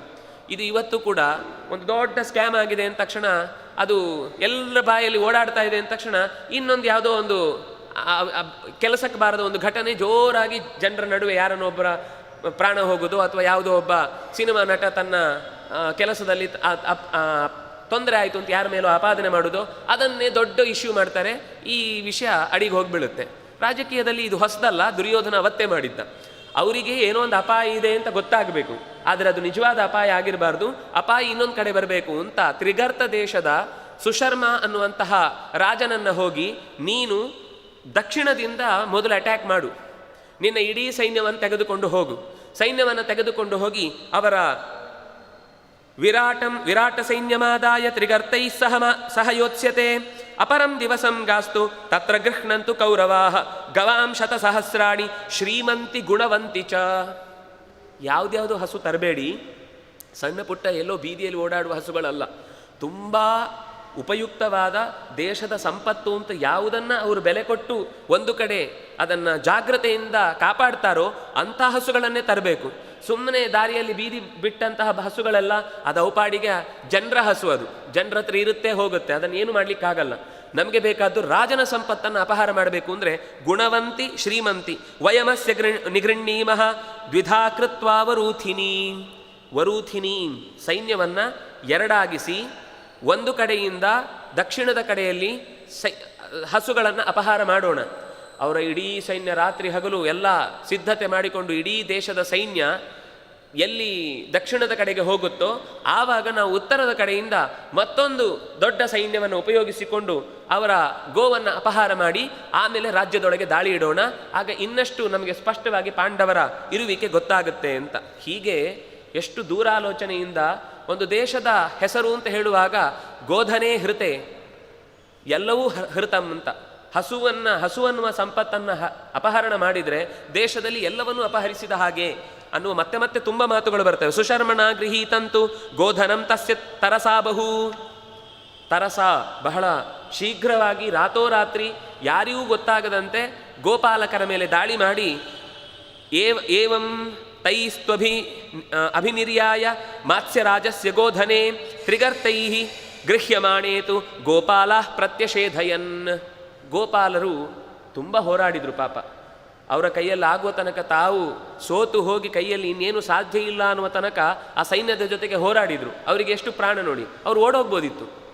ನಮ್ಮದೇನು ಅಲ್ಲ ರಾಜನ ಕೈಯಿಂದ. ನಾವಾದರೆ ಇವತ್ತು ಇದು ಸರ್ಕಾರಕ್ಕೆ ಸಂಬಂಧಪಟ್ಟದ್ದು, ಕ್ಲೀನ್ ಮಾಡಬೇಕು ಅವ್ರ ಕೆಲಸ ಅಂತ ನಾವು ವೃಷಭಾವತಿಯನ್ನು ಹೇಗೆ ಬಿಟ್ಟಿದ್ದೇವೋ ಹಾಗೆ ಆಗ ಜನರಿಗೆ ಸಂಬಂಧಪಟ್ಟದ್ದಲ್ಲ, ಇದು ರಾಜನಿಗೆ ಸಂಬಂಧಪಟ್ಟದ್ದು ಬಿಟ್ಟು ಹೋಗ್ಬೋದಿತ್ತು. ಆದರೆ ಅವ್ರು ಬಿಟ್ಟು ಹೋಗಲಿಲ್ಲ. ಇದು ನಮ್ಮ ಸಂಪತ್ತು, ದೇಶದ ಸಂಪತ್ತು ಅನ್ನುವ ಆ ದೇಶಭಕ್ತಿಗೆ ಅವರು ಸ್ವಲ್ಪವೂ ಶತ್ರುಗಳ ಸೈನ್ಯಕ್ಕೆ ಹೆದರದೆ ತಮ್ಮ ಪ್ರಾಣ ಒತ್ತೆ ಇಟ್ಟಾದರೂ ಸರಿ ನಾವು ಯುದ್ಧ ಮಾಡಬೇಕು ಅಂತ ಯುದ್ಧ ಮಾಡಿದರು. ಆದರೆ ಅಥ ತ್ರಿಗರ್ತಾಹ ಬಹವಃ, ಅವರು ತುಂಬ ಜನ ಇದ್ದರು, ಇವರಿಂದ ಏನು ಎದುರಿಸ್ಲಿಕ್ಕಾಗಲಿಲ್ಲ. ಪರಿಗೃಹ್ಯ ಧನಂ ಬಹು, ಆದರೆ ಅವರ ಹತ್ರ ಇದ್ದ ಅಷ್ಟೂ ಹಸು ಅನ್ನುವ ಸಂಪತ್ತನ್ನು ಅಪಹಾರ ಮಾಡಿಕೊಂಡು ಹೋದರು. ಎಷ್ಟು? ಷಷ್ಟಿಂ ಗವಾಂ ಸಹಸ್ರಾಣಿ ತ್ರಿಗರ್ತಾ ಕಾಲಯಂತಿತೆ. ಷಷ್ಟಿಂ ಗವಾಂ ಸಹಸ್ರಾಣಿ, 60,000 ಹಸುಗಳನ್ನು ಎಳ್ಕೊಂಡು ಹೋದ್ರಂತೆ. ಆವಾಗ ಆ ಗೋಪಾಲಕರು ಓಡಿ, ಯಾರೋ ತಪ್ಪಿಸಿಕೊಂಡು ಬಂದವರು ರಾಜನಿಗೆ ಸುದ್ದಿ ಹೇಳಲಿಕ್ಕೆ ಅಂತ ಓಡಿ ಬರ್ತಾರೆ. ಓಡಿ ಬಂದು ಎಲ್ಲ ಹೇಳಿದರೆ ಸುಶರ್ಮನ ಕಡೆಯಿಂದ ದೊಡ್ಡ ಸೈನ್ಯಕ್ಕೆ ಪ್ರತಿಯಾಗಿ ಇವರ ಸೈನ್ಯವು ಕೂಡ ಸಿದ್ಧ ಆಯಿತು. ಆಗ ಇನ್ನೂ ಒಳ್ಳೆಯ ಮಾತುಗಳನ್ನು ಹೇಳ್ತಾರೆ. ಏನು ಅಂದರೆ, ಯುಧಿಷ್ಠಿರ ಹೇಳ್ತಾನೆ, ನಾವು ಕೂಡ ನಿನ್ನ ಜೊತೆಗೆ ಸಹಾಯಕ್ಕೆ ಬರ್ತೇವೆ. ನನಗೂ ಸ್ವಲ್ಪ ಹಿಂದೆ ಋಷಿಗಳ ಹತ್ರ ನಾನು ಅಧ್ಯಯನ ಮಾಡುವಾಗ ಅಸ್ತ್ರಗಳನ್ನು ಪ್ರಯೋಗ ಮಾಡುವುದನ್ನು ಕಲಿಸಿಕೊಟ್ಟಿದ್ರು. ಅದನ್ನು ನಾನು ಇಲ್ಲಿ ಉಪಯೋಗಿಸಿಕೊಳ್ತೇನೆ. ಈ ಬಲ್ಲವ ನಿನಗೆ ಗೊತ್ತು, ಅವತ್ತು ಅವನು ಮಲ್ಲರ ಜೊತೆಗೆ ಯುದ್ಧ ಮಾಡಿ ನಿನಗೆ ಹೆಸರು ತಂದು ಕೊಟ್ಟವ. ಅಂತಹ ಬಲ್ಲವನನ್ನು ಕೂಡ ಜೊತೆಗೆ ಇಟ್ಕೊಳ್ಬೋದು. ಇನ್ನು ಈ ತಂತ್ರಿಪಾಲ ಗೋಪಾಲರು ಕೂಡ ಸಾಮಾನ್ಯರಲ್ಲ, ಅವರು ಕೂಡ ಶಸ್ತ್ರವನ್ನು ಹಿಡಿಯಬಲ್ಲವರು. ನೀನು ಹೇಗೆ ಹಿಂದೆ ಹೇಳಿದ್ದಿ, ನಿಮ್ಮನ್ನು ಬೇರೆ ಯಾವುದಾದ್ರೂ ಸಂದರ್ಭದಲ್ಲಿ ಕಷ್ಟ ಬಂದಾಗ ನಾವು ಖಂಡಿತ ಉಪಯೋಗಿಸಿಕೊಳ್ತೇವೆ ಅಂತ. ಅದಕ್ಕೆ ಸರಿಯಾದ ಕಾಲ ಬಂದಿದೆ.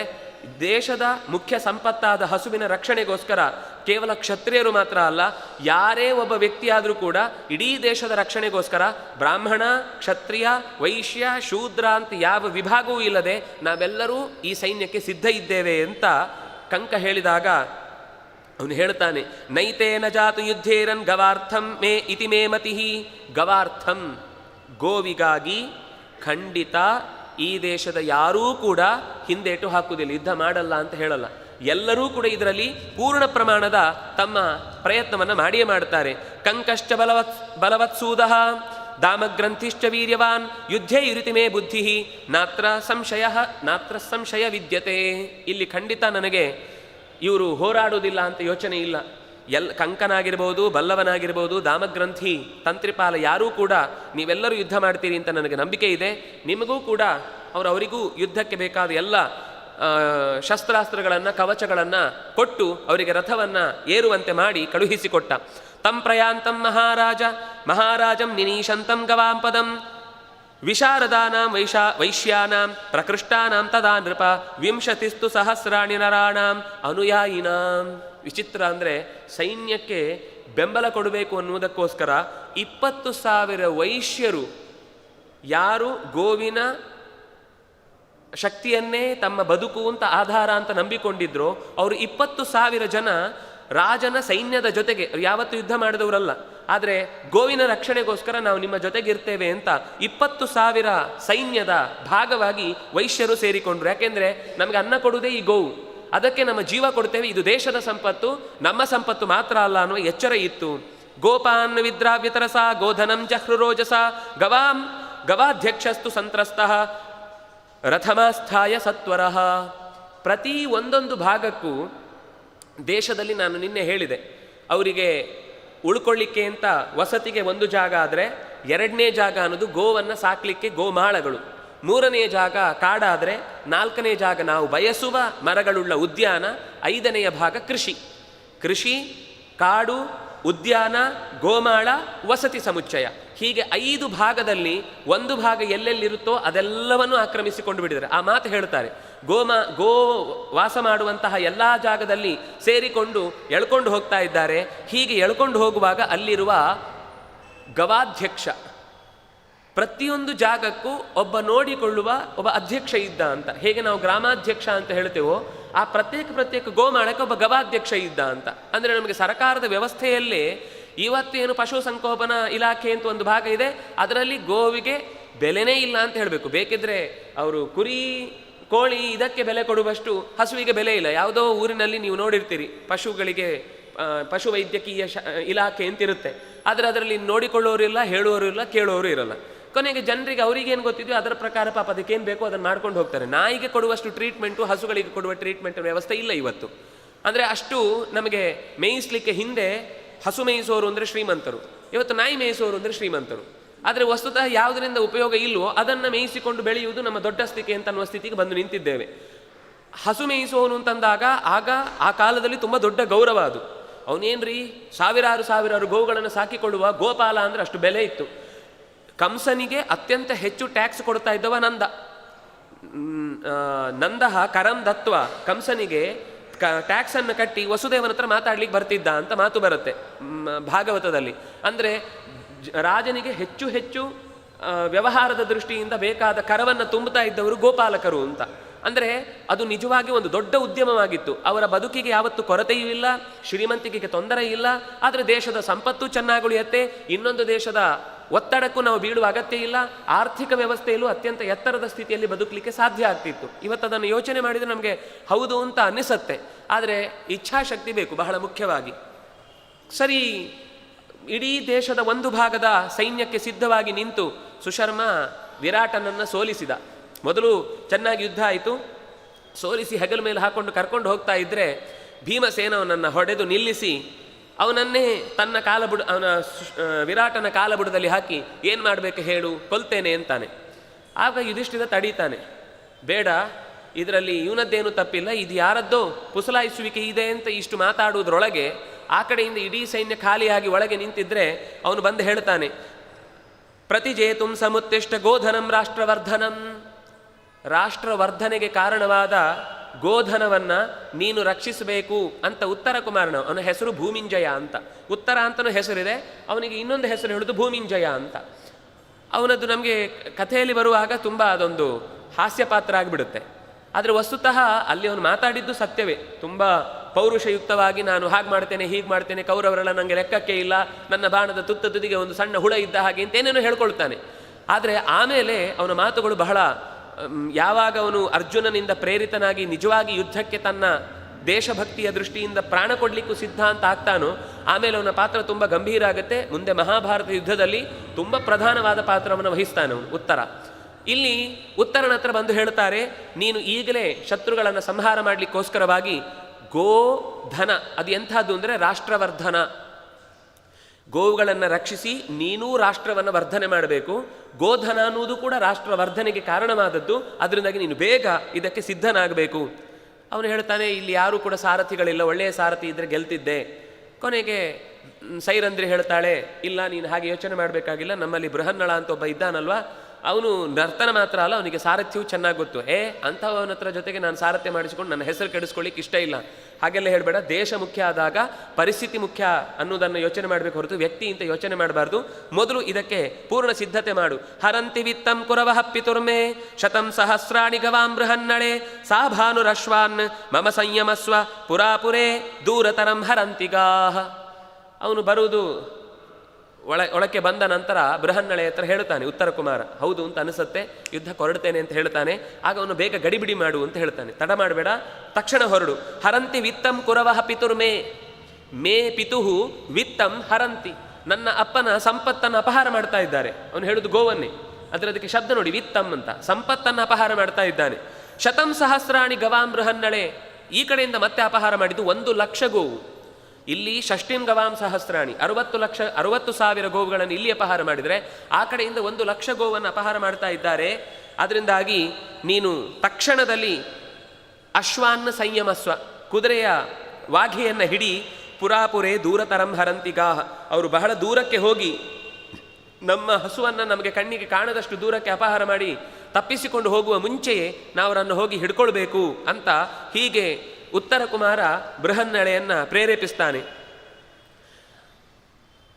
ಇದು ರಕ್ಷಧ್ವಮಪಿ ಚಾತ್ಮಾನಂ ಯೂಹಧ್ವಂ ವಾಹಿನೀಮಪಿ ವೈಶಸಂ ಪ್ರತೀಕ್ಷಧ್ವಂ ವೈಶಸಂ ಚ ಪ್ರತೀಕ್ಷಧ್ವಂ ರಕ್ಷಧ್ವಂ ಚಾಪಿ ಗೋಧನಂ.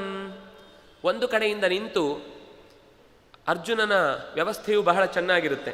ಅವನು ಯುದ್ಧ ಮಾಡಲಿಕ್ಕೆ ಹೀಗೆ ಬರುವ ಹಾಗೆ ಮಾಡಿ ಅವನು ಮೊದಲೇ ಯೋಚನೆ ಮಾಡಿರ್ತಾನೆ. ಒಂದು ಕಡೆಯಲ್ಲಿ ಸೈನ್ಯ ಗೋವಿನ ಸಂರಕ್ಷಣೆಗೋಸ್ಕರ ಇರುತ್ತೆ, ಇನ್ನೊಂದು ಕಡೆ ಯುದ್ಧಕ್ಕಿರುತ್ತೆ ಅಂತ.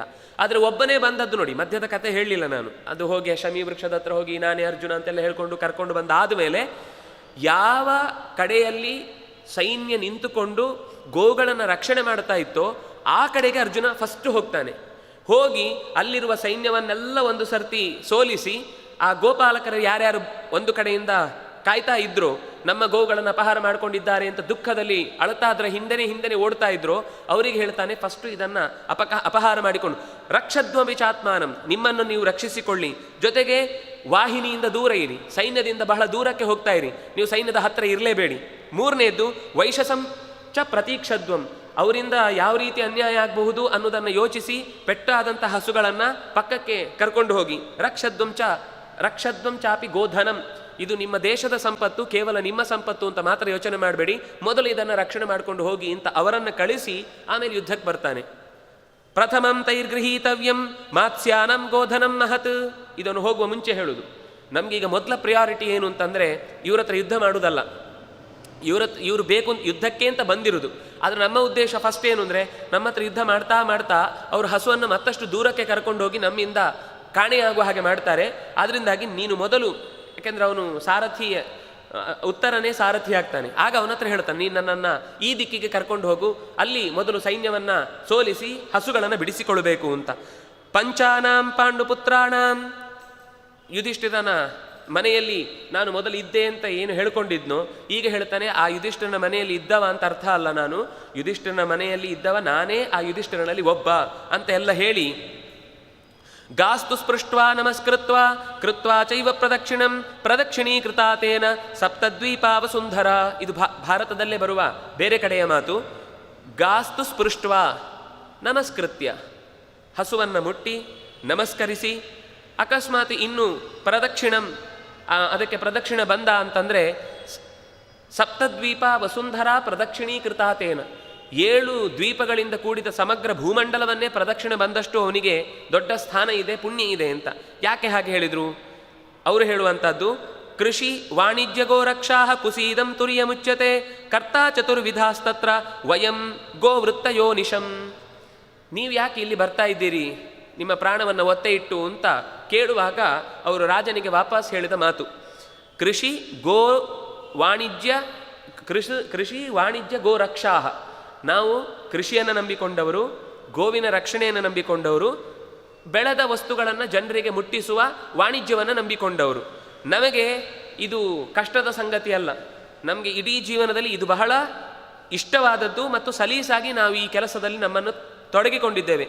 ಇದು ಬಿಟ್ಟರೆ ಬೇರೆ ಬದುಕೆ ಗೊತ್ತಿಲ್ಲ, ಇದು ನಮ್ಮ ಉಸಿರು. ಅದಕ್ಕೋಸ್ಕರ ನಮ್ಮ ಪ್ರಾಣ ಹೋದರೂ ಸರಿ, ನಾವು ಇದರ ಬೆನ್ನ ಹಿಂದೆಯೇ ಬಿದ್ದು. ವಾರ್ತಾ ಚತುರ್ವಿಧಾಸ್ತತ್ರ, 4 ಥರದ ಕೆಲಸಗಳಿವೆ ಲೋಕದಲ್ಲಿ. ಬುದ್ಧಿವಂತಿಕೆಯಿಂದ ಜ್ಞಾನದ ಸಂಪತ್ತನ್ನು ಉಪಯೋಗಿಸುವವರು ಕೆಲವರು, ತೋಳಿನ ಬಲದಿಂದ ರಕ್ಷಣೆ ಮಾಡುವವರು ಕೆಲವರು, ಓಡಾಟದಿಂದಾಗಿ ಸಂಪತ್ತನ್ನು ಸರಿಯಾಗಿ ವಿನಿಯೋಗಿಸಿ ಕೃಷಿ ಗೋರಕ್ಷೆ ವಾಣಿಜ್ಯ ಮಾಡುವವರು 3ನೇವರು. 4ನೇವರು ಉಳಿದ ಈ 3 ಜನ ಏನು ಮಾಡ್ತಾ ಇದ್ದಾರೋ ಲೋಕದಲ್ಲಿ ಅದಕ್ಕೆ ನಮ್ಮ ಸಹಾಯ ಏನು ಬೇಕಿದ್ರೂ ಕೊಡ್ತೇವೆ ಅಂತ ಮನುಷ್ಯತ್ವವನ್ನು ತೋರುವವರು. ಇದು 4 ಅಂದರೆ ಒಂದು ವಿಸ್ಡಮ್, ಪ್ರೊಟೆಕ್ಷನ್, ಪ್ರೊಡಕ್ಷನ್, ಸರ್ವಿಸ್. ಇದು 4 ವಾರ್ತಾ ಜಗತ್ತಿನಲ್ಲಿರುವುದು. ಇದು ಜಾತಿಯನ್ನು ಹೇಳುವ ಮಾತೇ ಅಲ್ಲ. ಬ್ರಹ್ಮ ಅಣತಿ, ಎತ್ತರವಾದ ಸಂಪತ್ತನ್ನು ತಿಳಿಯುವುದಕ್ಕೆ ಸದಾ ತನ್ನನ್ನು ತಾನು ಬುದ್ಧಿಯನ್ನು ಉಪಯೋಗಿಸಿಕೊಳ್ಳುವವನು ಬ್ರಾಹ್ಮಣ ಅನ್ನುವ ಶಬ್ದದ ಅರ್ಥ. ಕ್ಷತಾತ್ ತ್ರಾಯತೇತಿ ಕ್ಷತ್ರಿಯ, ಯಾರು ಗಾಯಗೊಂಡವನಿಗೆ ಮನಸ್ಸಿಗಾಗಿರ್ಬೋದು ದೇಹಕ್ಕಾಗಿರ್ಬೋದು ನೋಯಿಸಿಕೊಳ್ಳಬೇಡ, ನಿನ್ನ ರಕ್ಷಣೆಗೆ ನಾನಿದ್ದೇನೆ ಅಂತ ಮುಖಂಡ ನೇತೃತ್ವವನ್ನು ವಹಿಸಿ ಅವನ ಅಳುವಿಗೆ ಸಮಾಧಾನವನ್ನು ಹೇಳುವವ 2ನೇ ವರ್ಗದವ. ಕ್ಷತಾತ್ ತ್ರಾಯತೆ ಕ್ಷತ್ರಿಯ. ವಿಷಾಂ ಯಾಪಯತಿ, ವಿಟ್ ಅಂದರೆ ಪ್ರಜೆಗಳು ಅಂತ ಅರ್ಥ. ಪ್ರಜೆಗಳಿಗೆ ಆಯಾ ಕಾಲಕ್ಕೆ ಎಂಥ ಆಹಾರ ಪದಾರ್ಥ ಅಥವಾ ವಸ್ತುಗಳನ್ನು ಬಯಸ್ತಾರೋ ಅಂಥದ್ದನ್ನು ಒದಗಿಸಿಕೊಡುವವರು ಅಂತ ಅರ್ಥ. ವೈಶ್ಯ ಅಂದರೆ ಶಬ್ದದ ಅರ್ಥ ಪ್ರಜೆಗಳಿಗೆ ಅಗತ್ಯವಾದ ಸಂಪತ್ತನ್ನು, ಉತ್ಪತ್ತಿಗಳನ್ನು ಒದಗಿಸಿಕೊಡುವವರು ಅಂತ ಅರ್ಥ. 4ನೇದು ಶೂದ್ರ ಅಂದರೆ ನಾವಿವತ್ತು ತಪ್ಪು ಅರ್ಥದಲ್ಲೇ ಬಳಸ್ತೇವೆ.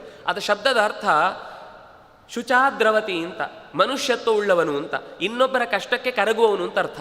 ಒಂದು ಮಾತು ಹೇಳ್ತಾರೆ ಭೀಷ್ಮಾಚಾರ್ಯರು, ನೈವ ಶೂದ್ರೋ ಭವೇತ್ ಶೂದ್ರ ಬ್ರಾಹ್ಮಣೋ ನಚ ಬ್ರಾಹ್ಮಣ ಅಂತ. ಆದರೆ ಇವತ್ತಿನ ಸಮಾಜವನ್ನು ನಾವು ಪುರಾಣದಲ್ಲಿರುವ ಮಾತುಗಳನ್ನು ಜೋಡಿಸಿಕೊಂಡು ಅವತ್ತಿನ ಮಾತುಗಳನ್ನು ನಡೆಸ್ತೇವೆ ಅಂದರೆ ಕಷ್ಟ ಇದೆ. ಯಾಕೆಂದರೆ ಆ ಕಾಲದಲ್ಲಿ ಒಂದು ವೃತ್ತಿಯನ್ನೇ ಅವಲಂಬಿಸಿ ಕೊನೆಗೆ ಸಮಾಜದಲ್ಲಿ ಒಂದು ವರ್ಗವಾಗಿ ಬೆಳೆಯಿತಷ್ಟೇ ಹೊರತು ಶಾಸ್ತ್ರ ಯಾವತ್ತೂ ಕೂಡ ಚಾತುರ್ವರ್ಣ್ಯಮಯ ಸೃಷ್ಟಂ. ವರ್ಣ ಅಂದರೆ ಸ್ವಭಾವ, ವರ್ಣ ಅಂದರೆ ಬಣ್ಣ. ಅಯ್ಯ, ಬಣ್ಣ ಅಂದರೆ ಸ್ವಭಾವ ಹೇಗೆ? ನಾವು ಹೇಳ್ತೇವೆ, ಯಾರಾದರೂ ಮೋಸ ಮಾಡಿದ್ಮೇಲೆ ಅವನು ಬಣ್ಣ ಬಯಲಾಯಿತು ಅಂತ. ಏನರ್ಥ ಅಲ್ಲಿ ಬಣ್ಣ ಬಯಲಾಗುದು ಅಂದರೆ, ಅವನಲ್ಲಿ ತನಕ ಬಿಳಿ ಪೇಂಟ್ ಹಚ್ಕೊಂಡಿದ್ದ, ಅವತ್ತು ಗೊತ್ತಾಯ್ತು ಅವನು ಸೌತ್ ಆಫ್ರಿಕಾದವನು, ಒಳಗೆ ಇರುವುದು ಕಪ್ಪು.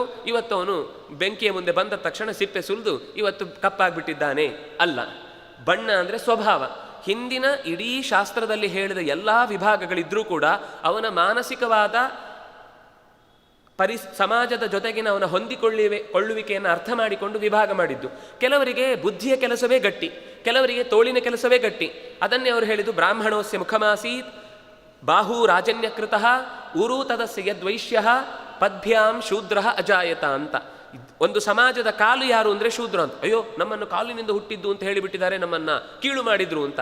ಕಾಲಿಲ್ಲ ಅಂದರೆ ಮೇಲಿನ ಪಂಚಾಂಗ ಇಲ್ಲದೆ ಕಟ್ಟಡ ಇಲ್ಲ, ಹೇಗೋ ಹಾಗೆ ಇಡೀ ದೇಶದಲ್ಲಿ ಪ್ರತಿಯೊಬ್ಬ ಮನುಷ್ಯನು ಕೂಡ ಬ್ರಾಹ್ಮಣೋ ನಚ ಬ್ರಾಹ್ಮಣ, ದೈವತ್ವದ ಬಗ್ಗೆ ತಿಳಿದವನು ಕೂಡ ಮನುಷ್ಯತ್ವ ಇಲ್ಲ ಅಂದರೆ ಅವನು ಬ್ರಾಹ್ಮಣ ಅಲ್ಲ. ಕ್ಷತ್ರಿಯನಲ್ಲಿ ಕಷ್ಟದಲ್ಲಿದ್ದವರಿಗೆ ಸಹಾಯ ಮಾಡುವಾಗ ಮನುಷ್ಯತ್ವ ಇಲ್ಲದೆ ಕೇವಲ ಅಧಿಕಾರದಿಂದ ವರ್ತಿಸ್ತಾನೆ ಅಂದರೆ ಅವನು ರಾಜಕಾರಣಿಯೂ ಅಲ್ಲ, ಒಬ್ಬ ರಾಜಕೀಯದ ಹಾದಿಯನ್ನು ತುಳಿಲಿಕ್ಕೂ ಅರ್ಹನಲ್ಲ, ಅವನು ಕ್ಷತ್ರಿಯನೇ ಅಲ್ಲ. ಮೂರನೇ ವ್ಯಕ್ತಿಯಾಗಿ ವೈಶ್ಯ ಲಾಭವನ್ನು ನೋಡಿದರೂ ಕೂಡ ಮನುಷ್ಯತ್ವ ಬಿಟ್ಟು ಲಾಭವನ್ನು ನೋಡುವುದಲ್ಲ, ಅವನ ಕಷ್ಟಕ್ಕೂ ಕರಗಬೇಕು. ಆಗ 4 ವರ್ಗದವರನ್ನು ಜೋಡಿಸಿಕೊಂಡ್ರೆ ಸಮಾಜ ಸುಸ್ಥಿತಿಯಲ್ಲಿರುತ್ತೆ ಅಂತ ಹೇಳಲಿಕ್ಕೋಸ್ಕರ ಈ ಮಾತು ಹೇಳ್ತಾರೆ. ಯಾಕೆ ಈ ಮಾತು ಹೇಳಿದೆ ಅಂದರೆ ಅಲ್ಲಿ ವೈಶ್ಯ ಅನ್ನುವ ಶಬ್ದ ಬಂದಾಗ ಮತ್ತೆ ಅಲ್ಲಿ ವಿಭಾಗಗಳು ಬಂತು. ಇದು ನಮ್ಮ ಮನುವಾದದ ಕುರಿತಾಗಿ ಹೇಳಿದಂತಹ ನಮ್ಮ ಹಿರಿಯರು ಸನಾತನ ಧರ್ಮವನ್ನು ಮತ್ತೆ ಹೇಳ್ತಾ ಇದ್ದಾರೆ. ಈ ಮಾಮೂಲು ರೊಟೀನ್ ಆಗುವಂತಹ ರಿವೈಂಡ್ ಆಗುವ ಮಾತುಗಳು ಇದ್ದೇ ಇರುತ್ತೆ. ಆದರೆ ಇಲ್ಲಿ ಅವರು ಹೇಳುವುದು ನಮ್ಮ ವಾರ್ತಾ, ನಮ್ಮ ಬದುಕಿನ ಸ್ವಭಾವ ಏನು ಅಂತಂದರೆ ನಾವು ಯಾವುದನ್ನು ಆಶ್ರಯಿಸಿಕೊಂಡಿದ್ದೇವೆ ಅಂತಂದರೆ ಗೋವಿನ ರಕ್ಷಣೆಯೇ ನಮ್ಮ ಬದುಕಿನ ದೊಡ್ಡ ಆಶ್ರಯ. ಅದರಿಂದಲೇ ನಮ್ಮ ಬದುಕಿಗೆ ಆಹಾರ ಇರುವಂತಹದ್ದು. ಅದಕ್ಕೋಸ್ಕರ ಅದು ರಕ್ಷಿಸಬೇಕಾದ್ದು ಅನಿವಾರ್ಯ ಅನ್ನುವ ಕಾರಣಕ್ಕೋಸ್ಕರ ದೇಶದ ರಕ್ಷಣೆಯೂ ಹೌದು, ಸಂಪತ್ತಿನ ರಕ್ಷಣೆ ಹೌದು, ನಿಮಗೆ ಕೊಡುವ ಗೌರವವೂ ಹೌದು ಅಂತ ಹೇಳಿಕೊಳ್ತಾರೆ. ಅನ್ಯೋನ್ಯಶ್ಚಾಶ್ವಲ ಅಲ್ಲಿ ಮಧ್ಯದಲ್ಲಿ ಒಂದು ಮಾತು ಬರುತ್ತೆ, ದೇಶದ ಸಂಪತ್ತು ಅಂತ ಮತ್ತೆ ಮತ್ತೆ ಹೇಳ್ತಾ ಇದ್ದೀರಿ, ಇದು ಹೇಗೆ ಸಾಧ್ಯ ಅಂತ. ಇದನ್ನು ಮೆಗಸ್ಥನೀಸ್ ಅಥವಾ ನೀವು ಹ್ಯೂಯನ್ ಸಾಂಗ್ ಅವರ ಈ ವಿದೇಶಿಯ ಯಾತ್ರೆಯನ್ನು ಮಾಡುವ ಸಂದರ್ಭದಲ್ಲಿ ಅವರು ಹೇಳುವ ಕೆಲವು ಮಾತುಗಳನ್ನು ನೋಡಿದರೆ ನಮಗೆ ಸ್ಪಷ್ಟ ಆಗುತ್ತೆ. ಇನ್ನೊಂದು ತಪ್ಪು ಕಲ್ಪನೆಯೂ ಇದೆ, ನಮಗೆ ನಾಣ್ಯದ ಕಲ್ಪನೆ ಕೊಟ್ಟವರೇ ವಿದೇಶಿಯರು ಅಂತ. ಅಲ್ಲ, ವರಹ ನಿಷ್ಕಗಳು ಅಂತ ನಾವು ಇಲ್ಲೇ ನೋಡ್ತೇವೆ. ಮಹಾಭಾರತದಲ್ಲೇ ಇಷ್ಟು ನಿಷ್ಕಗಳನ್ನು ಟ್ಯಾಕ್ಸ್ ರೂಪದಲ್ಲಿ ಕಟ್ಟಿದ್ರು ಅಂತೆಲ್ಲ ಬರುತ್ತೆ. ರಾಜರ ವ್ಯವಹಾರದಲ್ಲಿ ನಾಣ್ಯಗಳಿದ್ದವು, ಸಂಪತ್ತುಗಳಿದ್ದವು. ಆದರೆ ಜನರ ವ್ಯವಹಾರದಲ್ಲಿ ಸಂಪತ್ತಾಗಿ ಬಳಕೆ ಆಗ್ತಾ ಇದ್ದದ್ದು ಗೋವಿನ ಪದಾರ್ಥ ಇರಬಹುದು, ಅಥವಾ ನಮ್ಮಲ್ಲಿ ನನ್ನ ಹತ್ರ ರಾಗಿ ಇದೆ ಅಂದರೆ ನಿಮ್ಮ ಹತ್ರ ಜೋಳ ಇದೆ ಅಂದರೆ ನನಗೆ ರಾಗಿ ಬೇಕು, ನಿಮಗೆ ಜೋಳ ಬೇಕು ಅಂದರೆ ಪರಸ್ಪರ ಹಂಚಿಕೊಂಡ್ರು. ಪ್ರತಿಯೊಬ್ಬರ ಮನೆಯಲ್ಲೂ ಅವರವರದ್ದೇ ವಸ್ತುಗಳಿದ್ದವು. ಹಾಗಾಗಿ ಯಾರಿಗೂ ಕೂಡ ದುಡ್ಡಿನ ವ್ಯವಹಾರ ಇಲ್ಲವೇ ಇರಲಿಲ್ಲ, ವಸ್ತುಗಳಿಂದಲೇ ಎಲ್ಲ ವ್ಯವಹಾರ. ಅದು ಎಷ್ಟು ಬೆಲೆ ಇದ್ದು ಅವರಲ್ಲೇ ಗೊತ್ತಿರ್ತದೆ, ಅವರೇ ತೀರ್ಮಾನ ಮಾಡ್ತಿದ್ರು. ಮೊದಲು ಆ ಊರಿನಲ್ಲಿ ಏನು ಬೆಳೆದ್ರೂ ಕೂಡ ಅದು ಆ ಊರಿನವರಿಗೆ ಮೊದಲು ಸಿಗಬೇಕು. ಇವತ್ತು ಈ ಪರಿಸ್ಥಿತಿಯೇ ಇಲ್ಲ. ಇವತ್ತೇನಿದ್ರು ಅದನ್ನೆಲ್ಲ A1 ಪ್ರಾಡಕ್ಟ್ ಎಲ್ಲ ಯಾವುದೋ ವಿದೇಶಕ್ಕೆ ಹೋಗುತ್ತೆ. ಅಕಸ್ಮಾತ್ ಇವನಿಗೆ ನಾವು ನಮ್ಮ ಊರಿನಲ್ಲಿ ಬೆಳೆದ ಒಳ್ಳೆಯ ಮಸೂರಿಯ ಅಕ್ಕಿಯನ್ನು ತಗೊಳ್ಬೇಕು ಅಂದ್ರೆ ಅವನು ಅಲ್ಲಿ ಹೋಗಿ ಊಟ ಮಾಡಬೇಕು, ಅಮೇರಿಕಕ್ಕೆ ಹೋಗಿ ಊಟ ಮಾಡಬೇಕು, ಇಂಗ್ಲೆಂಡಿಗೆ ಹೋಗಿ ಊಟ ಮಾಡಬೇಕು. ಇದು A1 ಮೇಡ್ ಇನ್ ಇಂಡಿಯಾ ಅಂತ ಅಲ್ಲಿ ನೋಡಿ ಖುಷಿ ಪಡಬೇಕು. ನಮ್ಮವರಿಗೆ ಇಲ್ಲದ ಪದಾರ್ಥ ಅಲ್ಲಿ ಮಾರಿ ಏನು ಉಪಯೋಗ? ಇದು ನಮ್ಮ ವಿದೇಶೀಯ ನೀತಿಗಳನ್ನು, ಆರ್ಥಿಕದ ಭದ್ರತೆಗೋಸ್ಕರ ನಾವು ಅನಿವಾರ್ಯವಾಗಿ ಮಾಡಿಕೊಂಡ ಕೆಲವು ಒಪ್ಪಂದಗಳು. ಇದಕ್ಕೆ ಕಾರಣ ಏನು ಅಂದರೆ ನಾವು ಗೋವಿನ ಸಂರಕ್ಷಣೆಯನ್ನು ಮಾಡದೇ ಇದ್ದದ್ರಿಂದ ಎಲ್ಲಿಂದ ಎಲ್ಲಿಗೆ ಸಂಬಂಧ ಅಂತ ಯೋಚಿಸಿ. ದೇಶ ಅನ್ನೋದು ನಮಗೆ ಗೊತ್ತಿದೆ 60-70%. ಇವತ್ತು ಹೇಳ್ತಾ ಇರೋದು ನಾನು, ಆವಾಗ 80-90% ತನಕವೂ ಇತ್ತು. 60-70% ಇವತ್ತಿಗೂ ಕೂಡ ನಾವು ಮಣ್ಣನ್ನು ಆಶ್ರಯಿಸಿಯೇ ಬದುಕಬೇಕಾದದ್ದು. ಎಷ್ಟೇ ದೊಡ್ಡ ಯಾಂತ್ರಿಕ ಜಗತ್ತಿನಲ್ಲಿ ನಾವು ಮುಂದುವರೆದ್ರೂ ನಾವು ಕಂಪ್ಯೂಟರ್ ಅಂತ ತಿನ್ಲಿಕ್ಕಾಗಲ್ಲ, ಕೀಬೋರ್ಡ್ ಅಂತ ತಿನ್ಲಿಕ್ಕಾಗಲ್ಲ, ಮೌಸ್ ಅಂತ ತಿನ್ಲಿಕ್ಕಾಗಲ್ಲ. ಏನು ತಿನ್ನೋದಿದ್ರು ಕೂಡ ಮತ್ತೆ ಕೋಟಿ ಇದ್ರೂ ಹೊಟ್ಟೆಗೆ ತಿನ್ನೋದು ಅನ್ನನೇ. ನಾವು ತಿನ್ನಬೇಕಾದದ್ದು ಅನ್ನನೇ, ಅದು ಬೆಳಿಬೇಕಾದದ್ದು. ಇಲ್ಲ ನಾನು ಬ್ರೆಡ್ ತಿಂತೇನೆ, ಅದು ಕೂಡ ಆಕಾಶದಿಂದ ಉದುರಲ್ಲ. ಕೆಲವ್ರದೆಲ್ಲ ಹಾಸ್ಯಾಸ್ಪದವಾದ ಉತ್ತರ ಇರುತ್ತೆ. ನಾವು ಅದನ್ನೆಲ್ಲ ಅನ್ನ ಬಿಟ್ಟಿದ್ದೇವೆ ನಾವು. ಇದೊಂದು ಇನ್ನೊಂದು ಥರದ ಮೂರ್ಖತನ ಬೇಡ. ನಮಗೆ ಏನು ಪದಾರ್ಥ ಸಹಜವಾಗಿ ಆ ಜಾಗದಲ್ಲಿ ಸಿಗುತ್ತೋ ಅದನ್ನು ತಿನ್ನಬೇಕು ಅಂತಿರೋದು. ಈಗೊಂದು ಹೊಸ ರೋಗ, ಏನು ಸಿರಿಧಾನ್ಯಗಳನ್ನು ತಿನ್ನಬೇಕು, ಅದು ತಿನ್ನಬೇಕು ತಪ್ಪಲ್ಲ. ಆದರೆ ನಮ್ಮ ಜಾಗದಲ್ಲಿ ಏನು ಬೆಳೆಯುತ್ತೋ ಅದನ್ನು ತಿಂದುಕೊಂಡು ಅದರ ಜೊತೆಗೆ ಒಂದು ಆಲ್ಟರ್ನೇಟಿವ್ ಆಗಿ ಸಹಾಯಕವಾಗಿ ಇಟ್ಕೊಳ್ಬೇಕು ಹೊರತು ಆಹಾರದ ಪದ್ಧತಿಯೂ ಹಾಳಾಗಿದೆ. ಈ ಗೋವಿನ ಲೆಕ್ಕಕ್ಕೆ ತೆಗೆದುಕೊಂಡು ಹೋದರೆ ನಮ್ಮ ಆಹಾರ, ನಮ್ಮ ಆರೋಗ್ಯ, ನಮ್ಮ ಆರ್ಥಿಕ ನೀತಿ, ನಮ್ಮ ರಾಜಕೀಯ, ಇನ್ನು ನಮ್ಮ ಧಾರ್ಮಿಕ, ಆಮೇಲೆ ಆಧ್ಯಾತ್ಮಿಕ, ಇಷ್ಟೂ ದಿಕ್ಕುಗಳು ಹಾಳಾಗಿದೆ. ಗೋ ಒಂದನ್ನು ನಾವು ಪಕ್ಕಕ್ಕೆ ಸೆಳೆದ್ರಿಂದ ಇಷ್ಟೂ ವ್ಯವಸ್ಥೆಯಲ್ಲಿ ನಾವು ಇವತ್ತು ಕಷ್ಟಪಡುವಾಗಿದೆ. ಕಷ್ಟಪಡಲಿಕ್ಕೆ ಕಾರಣ ಏನು ಅಂದರೆ ನಮಗೆ ಅದರ ಮೂಲ ಯಾಕೆ ಹಾಗೆ ಬಂತು ಅನ್ನೋದು ಗೊತ್ತಿಲ್ಲ. ಕೃಷಿ ಇದ್ದಾಗ ಮುಖ್ಯವಾಗಿ ಹಸು, ಅವನಿಗೆ ಪ್ರತ್ಯೇಕವಾಗಿ ಗೊಬ್ಬರ ತರಿಸುವ ಕೆಲಸ ಇರಲಿಲ್ಲ. ಗದ್ದೆಯಲ್ಲೇ ಬೀಜ ಬಿತ್ತುತ್ತಾ ಇದ್ದ, ಆ ಗದ್ದೆಯ ಬೆಳೆಯನ್ನೇ ಮರು ವರ್ಷಕ್ಕೆ ಮತ್ತೆ ಬೀಜ ತೆಗೆದಿಡ್ತಾ ಇದ್ದ. ಕೃಷಿ ಮಾರುಕಟ್ಟೆಗೆ ಹೋಗಿ ಬೀಜದ ಗೋಣಿಯನ್ನು ದುಡ್ಡು ಕೊಟ್ಟು ತರುವ ಕೆಲಸ ಇರಲಿಲ್ಲ. ಹಸುಗಳಿಗೆ ಮೇವು ಗದ್ದೆಯಲ್ಲೇ ಚೆನ್ನಾಗಿ ಬೆಳೀತಾ ಇದ್ದ, ಆ ಹಸುವಿಗೆ ಹುಲ್ಲು ಆಗ್ತಾ ಇತ್ತು. ಒಂದು ಕಾಲದಲ್ಲಿ ಬೆಳೀಲಿಲ್ಲ ಅಂದರೂ ಖಾಲಿ ಗದ್ದೆಯಲ್ಲಿ ಮತ್ತೆ ಹುಲ್ಲು ಬೆಳೀತಾನೆ ಇತ್ತು, ಅದರಿಂದ ಮತ್ತೆ ಹುಲ್ಲು ಸಿಗ್ತಾ ಇತ್ತು. ಇನ್ನು ನಿನ್ನೆ ಹೇಳಿದ ಹಾಗೆ ನಾನು ಗೋಮಾಳ ಇರ್ತಿತ್ತು, ಆ ಊರಿಗೆ ಬಿಟ್ಟ, ಆ ಜಾಗಕ್ಕೆ ಬಿಟ್ಟ ಅಂದರೆ ಸರಿ, ಅಲ್ಲಿ ಮೇಯ್ಕೊಂಡು ವಾಪಸ್ ಬರ್ತದೆ. ದುಡ್ಡಿನ ಖರ್ಚೇ ಇಲ್ಲದೆ ಹಸುಗಳನ್ನು ಸಾಕುವಂತಹ ವ್ಯವಸ್ಥೆ ಹಿಂದೆ ಇತ್ತು. ಒಂದು ಕಡೆಯಿಂದ ಗೋಮಾಳ ನಾಶ ಆಯಿತು, ಅದರಿಂದಾಗಿ ಕೃಷಿಯನ್ನು ಸಾಕುವವರಿಗೆ ಇನ್ನೊಂದು ಇದರ ದೊಡ್ಡ ಪರಿಣಾಮ ಏನು ಅಂದರೆ ಒಂದು ಗೋಮಾಳ ನಾಶ ಆಯಿತು. ಇನ್ನೊಂದು ಕಷ್ಟ ಆಗಿದ್ದೇನು ಅಂದರೆ ಆಸ್ತಿ ವಿಭಾಗ ಅನ್ನೋದು ಶುರುವಾಯಿತು. ನಾನು ಹಿಂದೆಯೂ ಹೇಳಿದ್ದೆ, ಈ ದೇಶದಲ್ಲಿ ಆಸ್ತಿ ವಿಭಾಗ ಮಾಡುವುದು ಅಂತ ಒಂದು ಕ್ರಮನೇ ಇರಲಿಲ್ಲ. ದೊಡ್ಡವರು ಯಾರು ಇರ್ತಾರೋ ಅವ್ರು ನೋಡ್ಕೊಳ್ತಾರೆ, ಅಣ್ಣ ತಮ್ಮಂದ್ರೆ ಅವರಿಗೆಲ್ಲ ಸಹಕಾರ ನೀಡ್ತಾರೆ. ಆವಾಗ ಏನು ಅಂದರೆ ಕೂಡು ಕುಟುಂಬದಲ್ಲಿ ಯಾವುದೇ ಮನೆಯಲ್ಲಿ ಏನೇ ತೊಂದರೆ ಆದರೂ ಕೂಡ ಪಂಚಾಯತಿಗೆ ಅಂತ ದೊಡ್ಡವರು ನಿಂತು ಮಾತಾಡಿದರೆ ಅದು ಫೈನಲ್. ಎಲ್ಲೋ ಒಂದು 1000ರಲ್ಲಿ 100ರಲ್ಲಿ ಒಂದು ಅನ್ಯಾಯ ನಡೆದಿರ್ಬೋದು, ಇಲ್ಲ ಅಂತ ಹೇಳಲ್ಲ. ಇದನ್ನೇ ಅವರು ಗಟ್ಟಿ ಮಾಡಿಕೊಂಡು ಅಲ್ಲಿಯ ಬ್ರಿಟನ್ನಿನ ಸಂವಿಧಾನದ ಕರಡುಗಳನ್ನು ಇಲ್ಲಿಗೆ ಅಚ್ಚೊತ್ತಿ ನಮ್ಮ ದೇಶದಲ್ಲೂ ಕೂಡ ವಿಭಾಗ ಅಂತ ಶುರುವಾಯಿತು. ಆಸ್ತಿಯಲ್ಲಿ ತಂದೆಗೆ ಒಂದು 10 ಎಕರೆ ಇತ್ತು ಅಂತ ಇಟ್ಕೊಳ್ಳಿ, ಅವನಿಗೆ 4 ಜನ ಮಕ್ಕಳು, ಅದು 2 ಎಕರೆ 2.5 ಎಕರೆ ಆಗಿ ಮತ್ತೆ ವಿಭಾಗ ಆಯಿತು. 2.5 ಎಕರೆಗೆ 2 ಕೋಣವನ್ನು ಸಾಕಿ 4 ಹಸುವನ್ನು ಸಾಕಿ ಅವುಗಳಿಗೆ ಬೇಕಾದ ಹುಲ್ಲನ್ನು ಕೊಡಲಿಕ್ಕಾಗದೆ ಆ ಹಾಲನ್ನು ಮಾರಲಿಕ್ಕೆ ಶುರುವಾಯಿತು. ವಸ್ತುತಃ ಹಾಲು ಮಾರುವುದು ಅನ್ನೋದು ಕೂಡ ನಮಗೆ ಇವತ್ತಿಗೂ ಎಷ್ಟೋ ಹಳ್ಳಿಯಲ್ಲಿ ಗೊತ್ತಿಲ್ಲ ಕೆಲವರಿಗೆ. ಮಾರುವುದು ತಪ್ಪಲ್ಲ, ಅದಕ್ಕೆ ಒಂದು ಉದ್ಯಮ ಅಂತ ಇಟ್ಟುಕೊಂಡಾಗ ದುಡ್ಡಿನ ಲೆಕ್ಕ ಇಲ್ಲದೆ ಕೇವಲ ವಸ್ತುಗಳ ವಿನಿಮಯಕ್ಕಾಗಿ ಬಳಸ್ತಾ ಇದ್ದದ್ದು ಹಿಂದೆಯೂ ಇತ್ತು. ಆದರೆ ಅದು ವ್ಯಾಪಾರ ಆಗಿರಲಿಲ್ಲ. ಮಾರಬಾರ್ದು ಅಂತ, ಮಾರಿದರೆ ದೊಡ್ಡ ತಪ್ಪು ಅಂತ. ಅನ್ನ, ವಿದ್ಯೆ, ಹಾಲು ಇದೆಲ್ಲ ಮಾರುವುದು ನಮ್ಮ ದೇಶದಲ್ಲಿ ಅದು ಕಷ್ಟದಲ್ಲಿದ್ದವರಿಗೆ ನಾವು ಕೊಡಬೇಕಾದ ನಮ್ಮ ಮಾನವೀಯತೆಯ ದೃಷ್ಟಿ ಇತ್ತು. ಅದರಿಂದಾಗಿ ನಮ್ಮ ದೇಶದಲ್ಲಿ ಒಬ್ಬನ ಕಷ್ಟಕ್ಕೆ ಇನ್ನೊಬ್ಬರು ಬೇಗ ಸಹಾಯಕ್ಕೆ ಬರ್ತಿದ್ರು. ಇವತ್ತೆಲ್ಲವೂ ಕೂಡ ಲೆಕ್ಕಾಚಾರ, ನನಗೇನು ಸಿಗುತ್ತೆ, ನನಗೇನು ಲಾಭ. ನಾವು ಯಾವತ್ತೂ ಇವತ್ತು ಪರೋಪಕಾರ ಅನ್ನೋದು ಕೂಡ ಇನ್ನೊಂದು ದೃಷ್ಟಿಯಿಂದ ನಮಗೇನೋ ಲಾಭ ಆಗಬೇಕು ಅನ್ನೋದಕ್ಕೋಸ್ಕರ ಮಾಡ್ತೇವೆ. ರಾಮಾಯಣದಲ್ಲಿ ರಾಮ ಬಹಳ ಚೆನ್ನಾಗಿ ಹೇಳ್ತಾನೆ. ಸೀತೆಯನ್ನು ಹುಡುಕಿಕೊಂಡು ಬಂದು ಚೂಡಾಮಣಿಯನ್ನು ಕೊಡ್ತಾನೆ, ಯಾರು ಹನುಮಂತ ರಾಮನ ಕೈಗೆ. ಆಗ ರಾಮ ಹೇಳುವ ಮಾತು, ನೀನು ಮಾಡಿದ ಉಪಕಾರ ನನ್ನಲ್ಲೇ ಶಮನ ಆಗಲಿ ಅಂತ. ಏನು ಹಾಗಂದ್ರೆ ನಮ್ಗೆ ಅರ್ಥ ಆಗಲಿಲ್ಲ. ಅವನು ಹೇಳುವುದು ನಿನಗೆ ಉಪಕಾರ ಮಾಡುವ ಪ್ರಸಂಗ ಬರದೇ ಇರಲಿ ಅಂತ. ಎಂಥ ಒಳ್ಳೆ ಆಶೀರ್ವಾದ ಇದು. ದೊಡ್ಡವರು ಮಾಡಬಹುದಾದದ್ದು ಮಾತ್ರ ಅರ್ಥ ಮಾಡಿಕೊಂಡ್ರೆ ತುಂಬ ನಾವು ಮತ್ತೆ ಮತ್ತೆ ಅನುಸರಿಸಬೇಕಾದ ಮಾತು ಇದು. ನಾವು ಒಬ್ಬನಿಗೆ ನಮ್ಮ ಮನೆಗೆ ಎಲ್ಲೋ ತೊಂದರೆ ಆಯಿತು, ಬೆಂಕಿ ಬಿತ್ತು, ಏನೋ ತೊಂದರೆ ಆಯಿತು. ಬೆಂಕಿ ಬಿದ್ದ ತಕ್ಷಣ ಅವನು ಬಂದು ಸಹಾಯ ಮಾಡಿದ, ನಾವು ತುಂಬ ಖುಷಿಯಿಂದ, ಅವನ ಎಕ್ಸ್ಪೆಕ್ಟೇಷನ್ನು ಹಾಗೇ ಇರುತ್ತೆ, ನಾನು ಇವನಿಗೆ ಸಹಾಯ ಮಾಡಿದ್ದೇನೆ, ನನಗೂ ಸಹಾಯ ಮಾಡಿದೆ. ಅವನೇ ಒಂದು ಸರ್ತಿ ಬಯಸಿ ಆಯಿತು ನನ್ನ ಮನೆಗೆ ಬೆಂಕಿ ಬೀಳಲಿ ಅಂತ. ಇವನು ಕೊನೆಗೆ ಹೋಗುವಾಗ ಹೇಳ್ತಾನೆ, ನಿನ್ನ ಮನೆಗೂ ಹೀಗೆ ಬೆಂಕಿ ಬಿದ್ದರೆ ಖಂಡಿತ ನಾನು ಬಂದು ರಕ್ಷಣೆ ಮಾಡ್ತೇನೆ.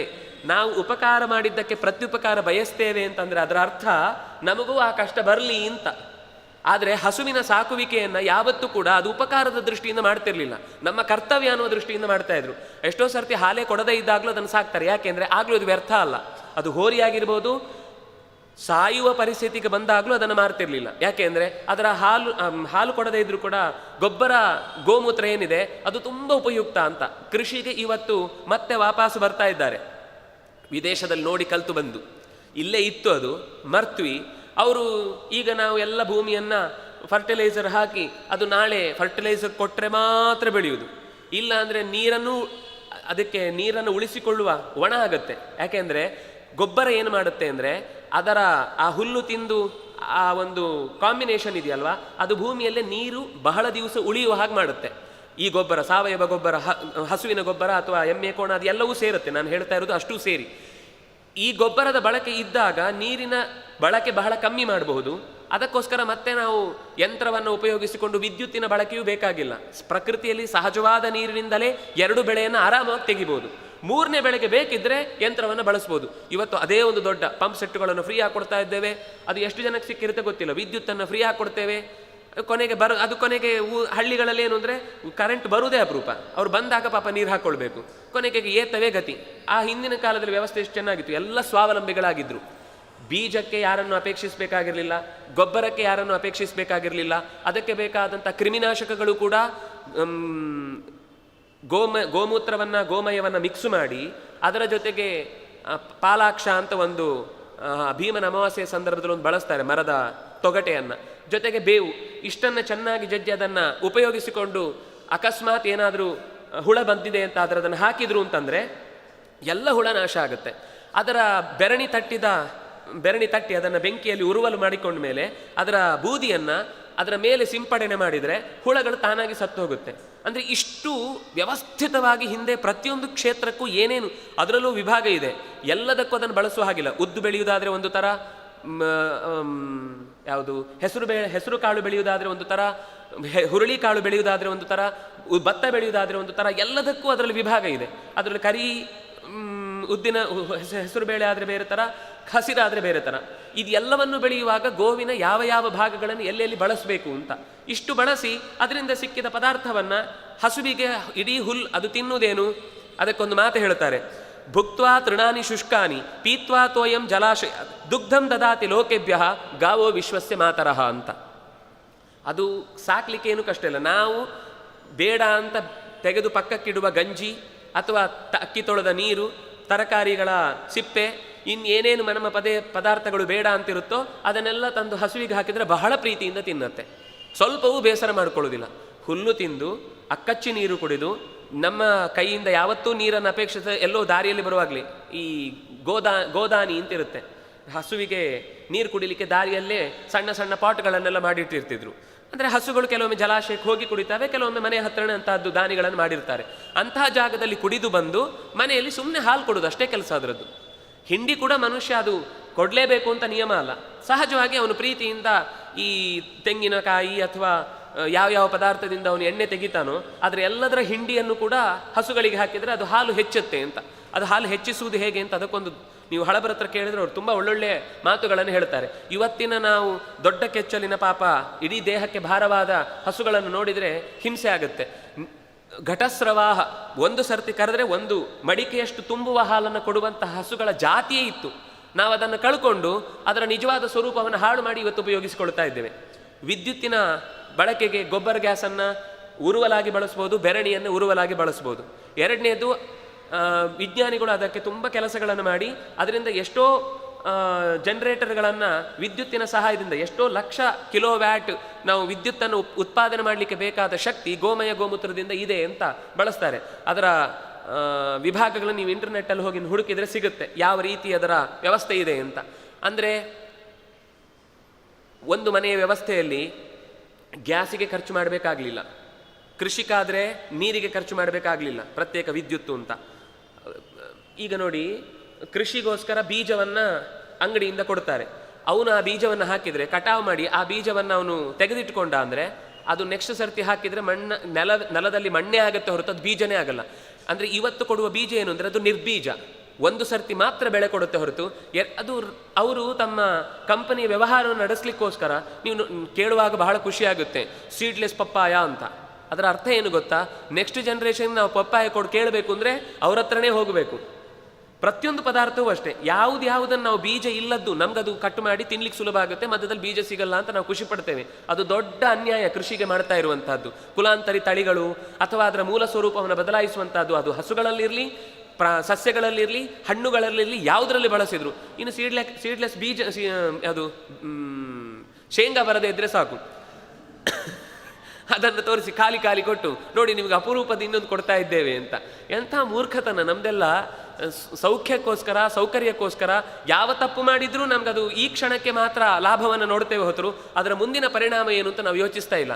ಭತ್ತ, ರಾಗಿ, ಜೋಳ ಎಲ್ಲದರಲ್ಲೂ ಇಂಥ ಮೋಸಗಳು ಮತ್ತೆ ನಡೀತಾ ಇದೆ. ಆದರೆ ಹಸುವಿನ ಗೊಬ್ಬರವನ್ನು ಹಾಕಿ ಬೆಳೆಸಿದಂತಹ ಪದಾರ್ಥದಲ್ಲಿ ಗಟ್ಟಿ ಬೀಜಗಳನ್ನು ನಾವು ಪಡೀಲಿಕ್ಕಾಗತ್ತೆ. ಅದನ್ನು ಮೊದಲು ಅವರು ತೆಗೆದಿಡ್ತಾ ಇದ್ರು, ಹಾಗಾಗಿ ಸ್ವಾವಲಂಬಿಗಳಾಗಿದ್ರು. ಯಾವಾಗ ಸರಕಾರ ಅವರ ಬದುಕಿನ ಪ್ರತಿಯೊಂದಕ್ಕೂ ತನ್ನನ್ನೇ ಅವಲಂಬಿಸಬೇಕು ಅಂತ ಮಾಡಿದ್ರೋ, ಹಸುಗಳ ಮೂಲ ಧ್ಯೇಯೋದ್ದೇಶ ಏನಿತ್ತೋ ಅದನ್ನು ಅವರ ಕೈಗೆ ಸಿಗದಂತೆ ಮಾಡಿದ್ರು, ಆವಾಗ ಈ ದೇಶಕ್ಕೆ ಪೂರ್ತಿ ಅಸ್ತಿತ್ವವೇ ಕಳೆದು ಹೋಯಿತು. ಇವತ್ತು ಮತ್ತೆ ಆ ಅಸ್ತಿತ್ವವನ್ನು ನಾವು ಪಡ್ಕೊಳ್ಬೇಕು ಅಂದರೆ ಅದಕ್ಕೆ ಮೂಲ ಯೋಚನೆ ಮಾಡಬೇಕಾದ್ದು ನಾವು ಹಸುವಿನ ಎಲ್ಲ ಥರದ ಬಳಕೆಗಳನ್ನು ಹಿಂದಿನವರು ಹೇಗೆ ಮಾಡ್ತಾ ಇದ್ರು ಅಂತ ನಾವು ಇತಿಹಾಸವನ್ನು ಓದಲೇಬೇಕು.